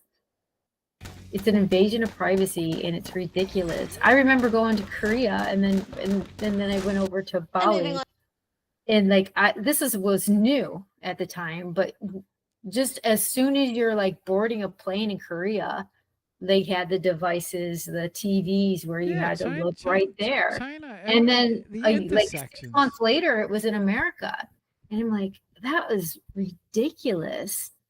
Like, if you don't think AI hasn't taken over or government hasn't taken over already, AI, government, whatever the fuck, you're mistaken.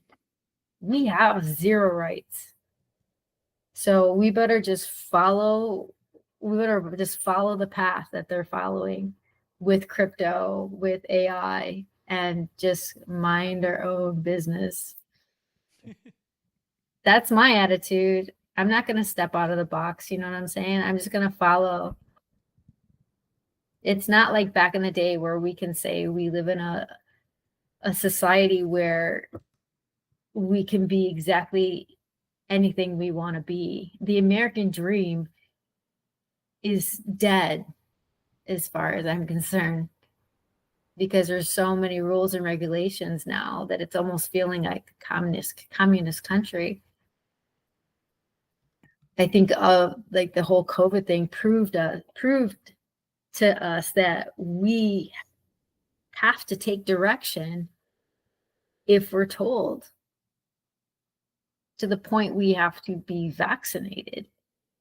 Like, it is it's scary. It's scary what they're capable of doing if they really want to. In your IG, I sent you the link to the new mothership that can launch. I don't know. I think it's like 10,000 drones over your head. And what for, though? There's a new fear unlocked. But what for? So it's just, I would imagine warfare. I mean, imagine 10,000 of these things dropping whatever they drop, or firing upon, or scanning, or I mean, how are you gonna? I mean, I believe there's an anti-drone gun as well out there that fires them and knocks them out of the air. Okay, so let's say we bought one of these guns and we shoot one of these things that are literally hundreds of thousands of dollars. Right. Who knows who owns it? Like the one that I saw in the studio. You'll find out. They'll show up on your DJ booth looking for a collection for you shooting their right. You can't shoot it down. I mean, I think honestly, now that I think about it, I was just so pissed off when I saw it. And it's just hovering over me, like not high. It fucking went low, and it's reading my shit, yo. And it's like fucking making copies of me. And I was just like, I swear to God, I just went like this. I just flipped it off because it just makes me sick. Well, that might be the new way paparazzi get photo, right? My photo's out there somewhere of me going like this to a drone. So. It's like government wanted.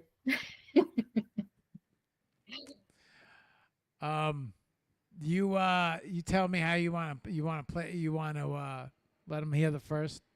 What? How much you want to play of this? Yeah, play some of it.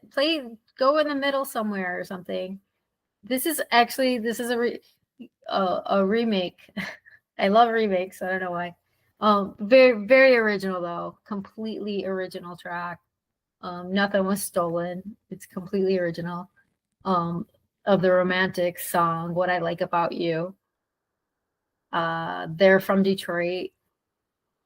I love the fact that they were from Detroit, and I just wanted to pay my respects and give them props into the electronic genre with NIK 11 doing her own version of it. You ready? I'm ready. Okay. What I'm going to do is I'm going to open up your website, and we're going to play What I Like About You. We'll play 45 seconds. Yeah, we'll play 45 seconds. Here we go.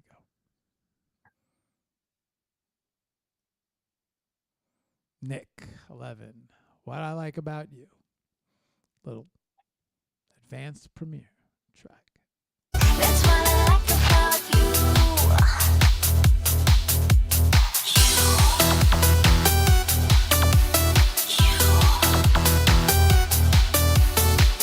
There's so many different versions of this song.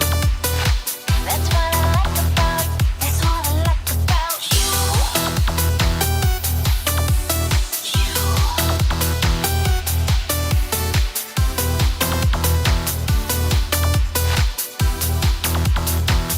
What I like about you.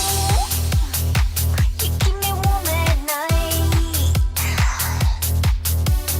Never gonna let you go, 'cause you make me feel alright. Yeah. Whispering in my ear, tell me all the things that I wanna hear, 'cause it's true.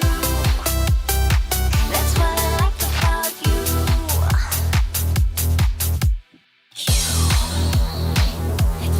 That was a minute. You want me to keep it going or shut it down? No, that's okay. It was the premiere. It was the snippet. I would have started it from the beginning if we were going to let the whole thing rock. What I like about you, you hold me tight. I'm never gonna let you go, 'cause you make me feel alright. Yeah. Whispering in my ear, tell me all the things that I wanna hear, 'cause it's true. That's what I like about you. That's what I like about. That's what I like about you. Whispering in my ear, tell me all the things that I wanna hear, 'cause it's true. That's what I like about you. That's what I like about you.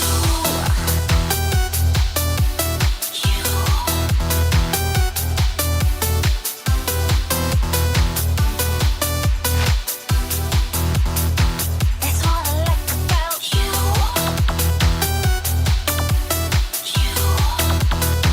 That's what I like. That's what I like about. That's what I like about. That's what I like about you.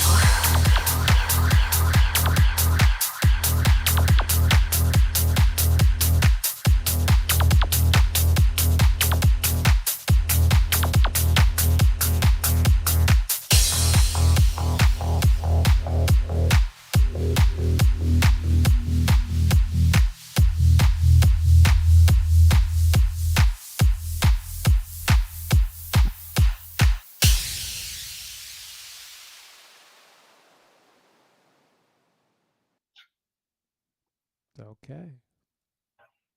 There's so many different versions of this song.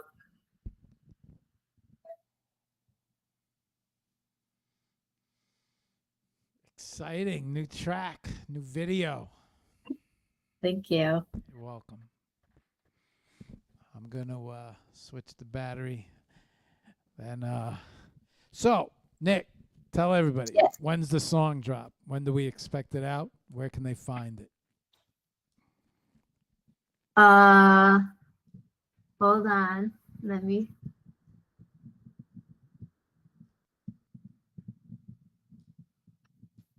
Okay, what was the question? When's the song out? When is it officially out? When can they? This Friday. And where can they find it? How do they listen to it? How do they find the track? On every streaming platform in the world, and we'll have a link for you as well. I've been posting content. I've been adding the pre-save link here on Spotify, whatever. Add it to your playlist. You'll love it. And Nick, before we say goodnight to everybody, what is the best? You know what? I'm going to help you out here right now. www.x.com. I'm going to bring up X, and I'm going to bring up, let's see, where are you? You are. I know. I never go on Twitter. Oh, It's like I just really didn't know how to communicate on Twitter. I didn't think anyone really cared about artists when I first got on. Oh my God, bro! There are so many. This is. I mean, I think it's changed for sure. The entire art world is sitting in spaces. Just every creative person out there is just. And when did this happen? Since the dawn of all of the Stop it PFP projects. It was honestly, Twitter was so political news. Well, what I was just okay, bored wait, out of wait, my wait, mind. wait, wait. So they were all hanging out in Clubhouse. So Clubhouse was the original Spaces, but it was only on iPhone, and they didn't release it to Android. And so Spaces, Twitter picked up on this, and Twitter said, let's do Spaces, and we'll compete with Clubhouse. And so everybody moved to Spaces because it was available on all the phones. So what happened to Clubhouse? No more? I guess it's out there, but not like Spaces. Everybody's in Spaces. All the Clubhouse people are in Spaces now. So now Spaces blew up. That really brought all the artists, everybody into Twitter, X. And then the crypto trading, everything just blew up at the same time. Yeah. And so during that time period, the artists, the artists are the ones that made the big sales first. Right? Yeah. Back in 2017, 2018. That's what that documentary, like the digital artists, like. That's right. Yeah. Oof. The digital artists made the money first, but there was no flipping power in the art because you couldn't flip someone's art and make money. So then the PFP projects came along, like Bored Apes, Cyberpunks, CryptoPunks, Bored Apes, Pudgy Penguins. All of those guys started released their collections, and when they released their collections blew up. And then platform in the world. Then there was like, is that the feedback? I'm sorry. All right. I'm listening. And then people started selling and flipping, and then people realized they have flipping power, right? They could flip all these, and so when investors realized that there was money involved, and everybody can make a lot of money, that was the end of the art, because it was like, we can't flip art and make money, so let's flip PFP projects. Then all the money moved to the PFP projects, and then all the money moved from the PFP projects into the meme coins. And so now it's and what's meme coins represent? Really nothing. I know, but that's what's so crazy. It's like, how do you know what meme coin to really believe in? Do you just look at the volume? No, you just put $100 in each and sit back and hopefully one pops. Yeah, like every day. Yeah. I mean, like yeah. No shit. Yeah. And now they got bots doing it for them and AI doing it, and then it pays attention to the charts and they see what rips. You got to sell. So. Is it really something you buy and selling like every day, or is it something you hold on to? Every meme minute, coins? every second. Yeah. Oh God, are you doing that? What? Oh, with meme coins? No. You're just hold on to the Solana. And... I'm more in options. Yeah. The options. But I know people have done very well. If you know exactly how the culture works, you gotta. I don't believe in luck. I think you're at the right place, the right time. No, you have to get educated with it for sure. Right. Because that's what I'm freaking out about. It just seems like everyone is every day there's a new meme coin, and what is backing that? Nothing. And how do you know it's just going to disappear once it collects some volume? Fart coin, right now. That's That's one of the biggest coins of fart. It's called fart coin. But fart coin. Fart? Yeah, fart coin. That's why everyone likes it, is because it's named Fart. Of course it's going to do well. Like, that's genius.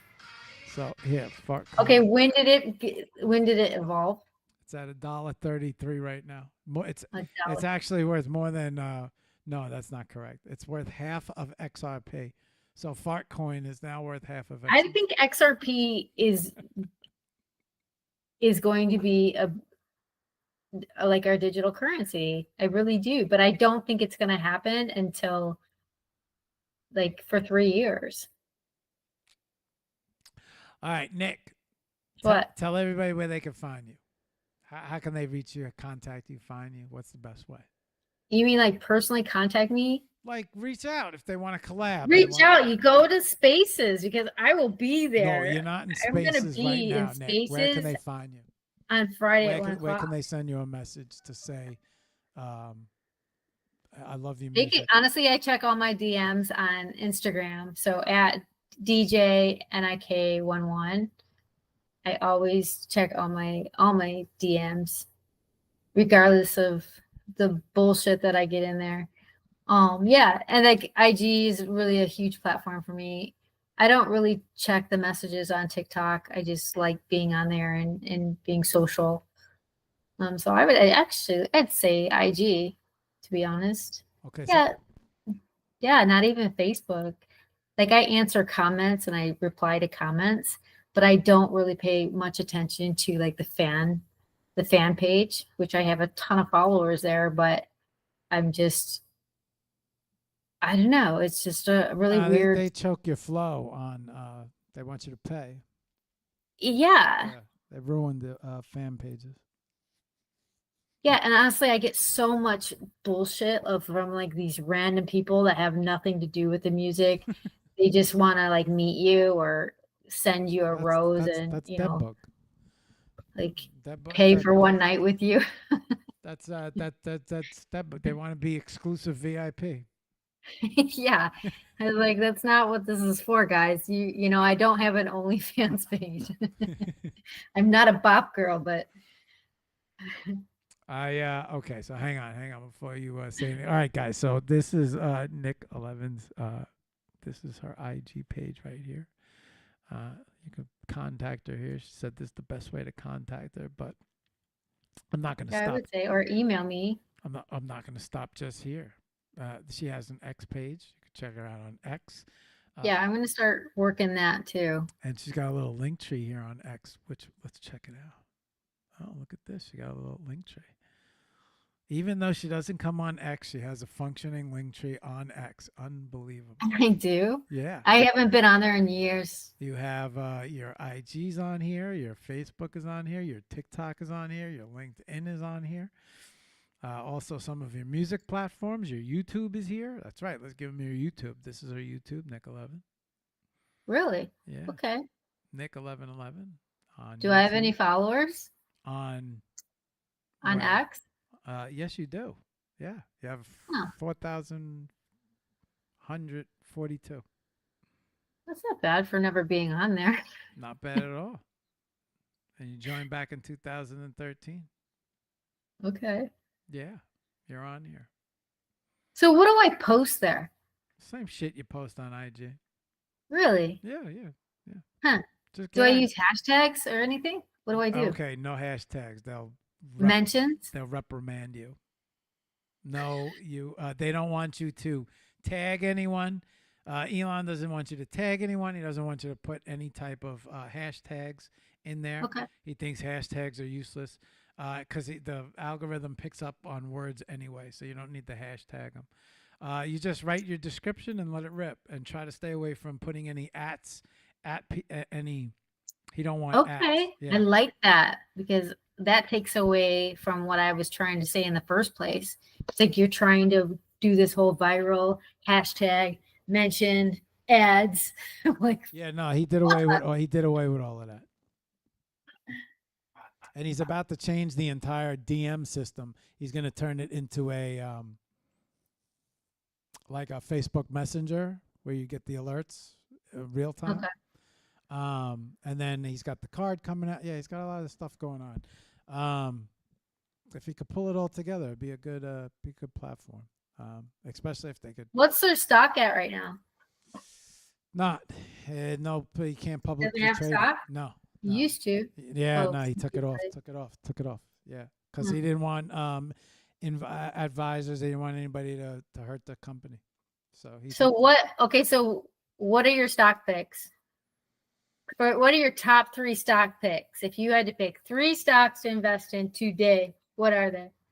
Come on. Not crypto. Stock.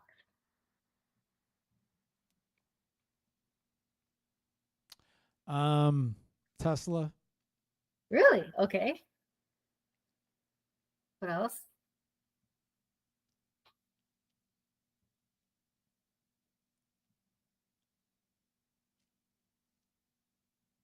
Can you give me two? I'd have to go with something in AI.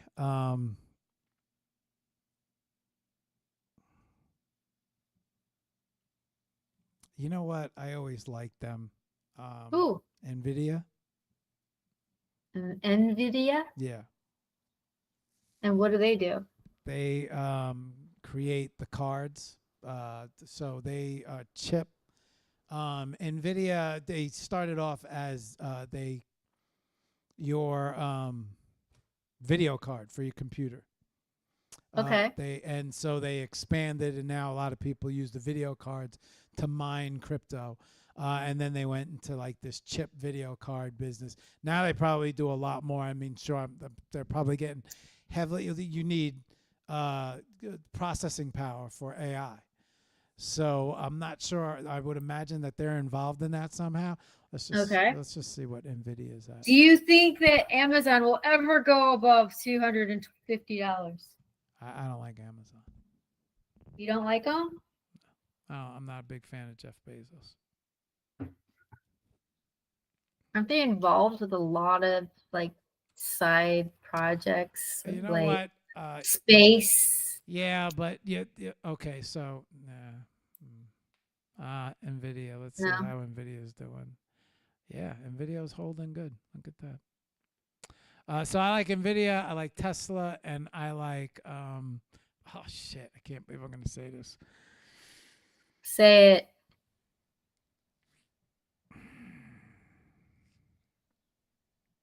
I don't know why. I like all the moves he's making. I don't like him, but he just owns a lot right now, and he's got his fingers in everything. So I think I like Meta. Meta. Oh yeah, I agree. Yeah, that's a good one. I like Meta. I like Tesla, and I like and I'm not a fan of Mark Zuckerberg, but I got to put my emotions to the side. Business is business, right? So yeah, business for sure. is making money. So Meta, I'd probably go Meta, Tesla, and NVIDIA. I think those are three really reliable ones. Okay. I doubt Josh. Let's see if Josh is awake. If Josh is awake, I'll have him drop his favorite three. He's a pro trader, Josh. So he really knows what is He really does you work with him? Yeah, we You trade with him? let's say you awake? No, I gotta go. No, not you. I'm just saying. I'm seeing if he's awake. Nah, he's probably passed out. Yeah, Friday. Come in and meet him Friday. I'll give you his top 3 picks of what he likes. But I would love that. I love that. If I'm talking long term, just to put my money in, sit and wait, I would say I would put my money on Meta, NVIDIA, and Tesla. Yeah, I like those 3. Yeah, sit and wait type stuff, not trading. Those 3. Yeah. Okay. Oh, and one last thing, guys. This is her website, NIK11.com, with every single link. Let me tell you, you make it very easy for people to find you everywhere. So good. All right. Okay. Hang on one second, Nick. I didn't tell you this. I'm creating a whole new site, AI based, where I'm going to be like virtual. Well, not welcoming people. I'm literally going to be an AI character where you can communicate with Nick 11. Oh. And ask her questions or whatever. You're gonna give them the AI virtual experience. With I am as the host. I just talked to a company last week. I think it was last week. Yeah, it was last week. And I don't know. I'm just really excited about like doing this. Okay. All right, Nick. But that'll probably take a while to create. It's going to probably take a good month at least. Everything all great things take time, Nick. Yeah. you know, I don't know. They haven't even quoted me like, and I was like, can I make payments to you? Because anything to do with like tech people, like, you know, really smart, and they're doing like all this work and coding and stuff. Like that's a lot of money, but it's definitely the direction I want to go into. Not just because it's popular, but because I'm so passionate about it. And I really wanted to have that whole, I want my fans and followers to have that experience of really communicating with Nick 11 without me being stuck to the computer, right? Do you you know what's also lingering around in all those spaces? What? Lots of programmers, lots of coders, lots of tech guys. Oh yeah. Yeah. Space is a good place. Just jump into spaces. Dude, I'll be there. Yeah, just kind of sit there. You don't have to go up to the stage and talk. You could just sit in the audience and listen. Yeah. That's what I did for the first 8 months. You know, it'd be different. Like, I'm fine with being just a little dot. It's just like if I had to, like, you know, literally, if people had to like see me and then I'm like raising my hand, then I'd get all freaked out. Right. That's what I did for the first 8 months before I finally found a space where I felt comfortable to talk. Did you say 8 months? Yes. Are you kidding me? No. I was in so much trouble back then. That's a long time to be like an introvert. Lurking? I was lurking for about 8 or 9 months. And then finally ended up in this space called First of all, I wasn't on Twitter doing good things. I was on Twitter arguing, fighting. It was 2020. I was back and forth with everybody. I got sucked right into the political spectrum. I was going at it with everybody. I was going to get in a lot of trouble at one point. And I got red flagged. The January 6th thing caused me a lot of issues. And just a lot of... And then I was, where's the source of all this misinformation, right? I ended up on Twitter. And I was going to start arguing and showing up on people's threads like, this is bullshit. This is a lie. This is not fact. And next thing you know, I'm like, what's the space? I was so angry. I was an angry dude. I said, what's the space is all about? And then I heard about Beeple. Beeple was an artist who made a $69.3 million sale in the NFT market. I didn't know his whole story, but all I thought I heard was... Is it that guy? Beeple? There's like... Yeah, I think that's what the documentary starts with. Yeah, maybe. They follow people. Beeple was the catalyst, what made everybody come pouring in 2021. And he made the biggest sale there was in art at the time in NFTs, 69.3 million through Sotheby's or Christie's, not sure which. And he made this this sale went through the internet like Beeple sold, an NFT for and all they say is Beeple sold an NFT, but they don't tell the whole story. It's 5,000 days of art, but they pitch it as one NFT, which is not true. But it makes it sound like he sold one piece for 69 million. Wasn't it? And they displayed it though as little every single one of his works of art were. They call it every days. And they displayed it as one big piece, but it was 5,000 pieces. Yeah. And so it sold, it was 5,000 days every day. He creates one a day and 5,000 days. So he had 1 million following on Instagram when this all happened. So he had the fan base already. So he had somebody to market it to, right? Right. So, he definitely had a big PR company to get him. Which helped a lot. Point. Right. So he just happened to be at the right place at the right time when people were fucking spending so much money. People were buying art. They were buying because they didn't know what was going to blow up. So they put a lot of money into art, but the art never, but Beeple was one of these guys that now you should, I don't know if you've seen anything, check him out. Look at his studio. You see the studio he built. He has this dream studio, digital screens everywhere. He has events down in South Carolina. They're about to have Bitcoin Pizza Day. So he's very supportive in the NFT art scene.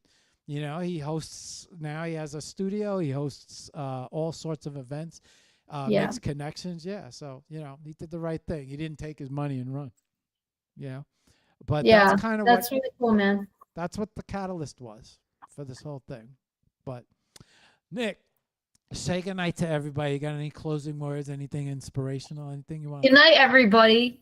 You want It to was tell anybody? so awesome, like sharing my life with everyone for 3.5 hours.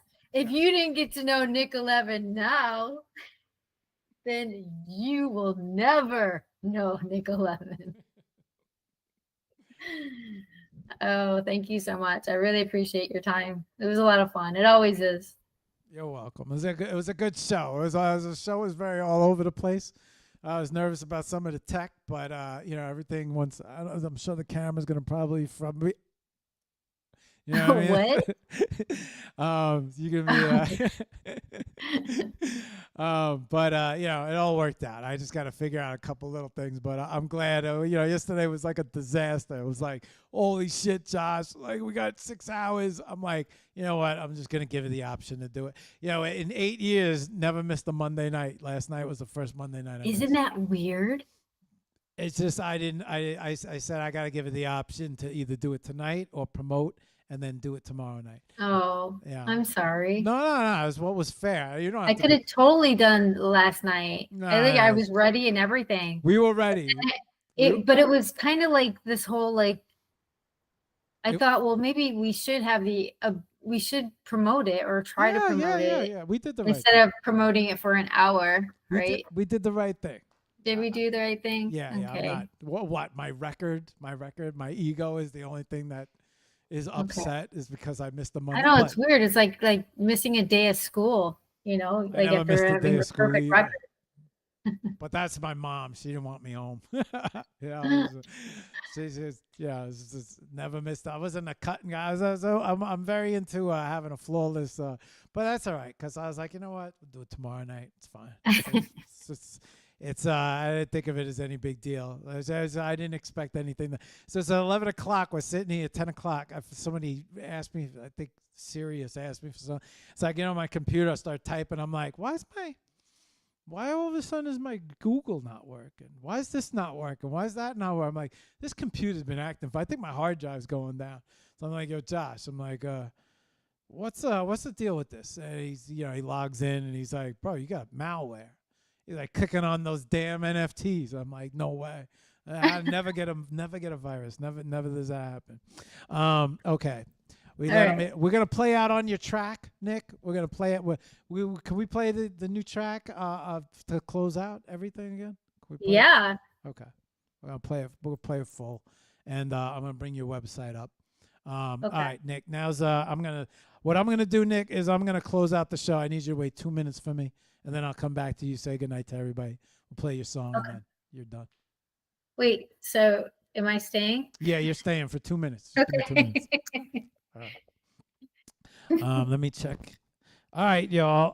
Let me just move these back. Okay, there we go. Okay, y'all. So you just got a chance to meet NIK 11 for the second time. Little recap show. Catch up with her and see what's going on with her. She has a new track release on Friday. Check out that. Give her a follow. Follow her on X. I have a feeling she'll be showing up on X soon in Spaces. So, and then also IG is the best way to follow her. For the rest of the week, well, today is Tuesday. Usually I say tomorrow we have our Linked by Art space, but we had that this morning. It's a great space. It's recorded. You guys could check it out. We had a contest. We had the challenge winner as well. Congratulations to Manoa for winning that challenge, and congratulations to all the artists and a very successful Linked by Art challenge, especially with the VR studio. So that was today. Tomorrow, we don't have any shows tomorrow. Tomorrow's going to be quiet. Friday, Cosmonica is on 10 a.m. Cosmonica. 9 a.m. Sorry, 9 a.m. Cosmonica. And then 1 p.m. will be TGIF, my only other second space. So you catch us all hanging out on TGIF on Friday. And that's about it. That's the week. So you guys have plenty of the rest of the week. Wednesday, Thursday, Friday. It's going to rain. It's going to be some rainy weather. So it's a good time to, create art. On that note, want to thank DJ NIK 11 for showing up, having a great show, premiering the track on the show. Honored to be able to do that. Last week we released Acid's Dawn of Acid art collection on the show, and So this week we got a chance to premiere a track for the first time.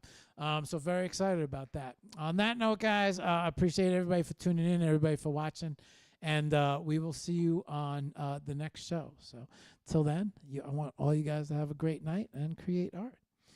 All right, let me shut this down. Let's get Nick back up to say goodnight, and we'll say goodnight. All right. All right, Nick, you're on one last time, just so heads up. All right, this is your chance to say goodnight to everybody, Nick. I want to say thank you so much for taking the time out of your busy evening to listen to myself and Mark with this amazing podcast. Hopefully you learned as much as I did. Oh, I really appreciate you, Mark. And I'm so grateful that you bring the communities together, like everything from music, art, NFTs, crypto, so much education that I think people like myself are so interested in, but we just don't know where to gain that knowledge. So thank you for that. Yeah, man. This is you're a kind of futuristic chick, Nick. So this is the future, you know. And I do firmly believe that artists are the future. I think that it's the time for artists. I really believe heavily in original creators. I think they're going to. I think original creators are going to be the ones that AI are looking at. Oh God, I love that. Yeah. So I feel like the original creators are going to be out ahead of AI. So original creators have to know how to move, and everything's going digital now, right? So. And that makes perfect sense because of the NFTs. Right. Yeah. Wow. So NFTs, the whole area is heavily into AI. However, I like the way the area thinks. They all think the same. We all think the same. And then they're not listening to me, or I'm not listening. Everybody's kind of determining that on their own. Like, listen, we created this stuff. It depended on us. We brought it to life. We're the original ones. And it can only go so far, but it can't create. Now, some people do believe that will happen one day. I don't. I just don't think it has the ability. It doesn't have the heart, you know. And as far as the songs and the musics go, when you create something, to me, it's original, right? It's you have an original thought. You have an original everything. This thing, AI, you're directing it. Give me something that Nick 11 would do. Yeah, okay. So then you direct it to you to use you as an example, but it's not the original Nick 11, right? Right. So. Yeah. No, I like that. It's very interesting theory. Maybe it is the time for indie artists finally. Oh yeah, absolutely, 100%. Yeah, this would be the most exciting time. I'm going to go with that. Seriously, I'm going to go with that theory because that makes perfect sense because we don't have to compete with the big labels anymore. Right. Yeah, let them duplicate. Because of this digital world. Everybody's going to want the original. Holy crap, that's really great. You know, listen, AI is not going to be able to duplicate the Mandaranos. You know, okay. When the Mandaranos come live on their little Snapchat movies there, the AI will not be able to duplicate my grandparents. It just. Oh, yeah. You know? Yeah, that has to come alive. I'm not kidding. If I knew that was going to be the first question you hit me with, I would have had something ready for you. So. Yeah, I'm not kidding, dude. If anything, we need a pilot. I'm on it. I just wanted to get the show settled, understand about NFTs. I have so much content coming. I'm on it. So I'm going to bring up your website. I'm going to let that play. We're going to play out your song.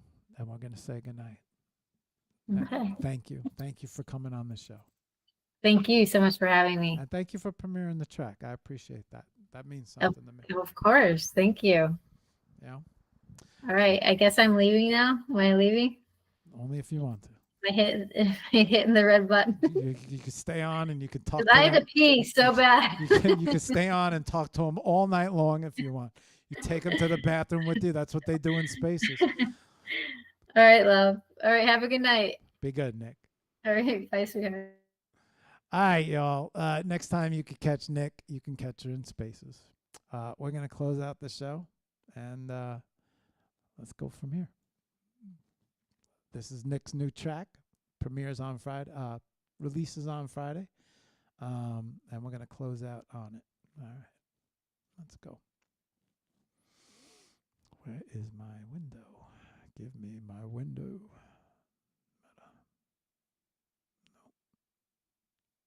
No. There we go. That's what I'm looking for. Oh, you can't come to the... There we go. All right, y'all. On that note, I want everybody to have a wonderful night, and we'll see everybody on the next show. This is Nick's new track, What I Like About You.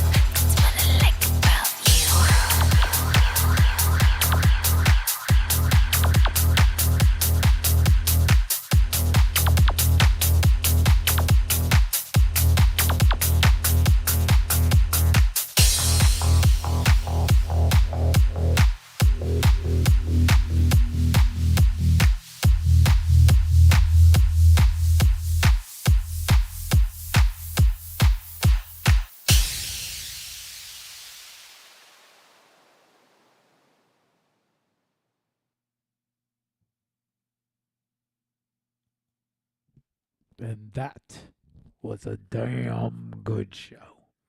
We'll see everybody on the next one. That's NIK 11. What I Like About You. New release on Friday. See you guys on the next show. Peace.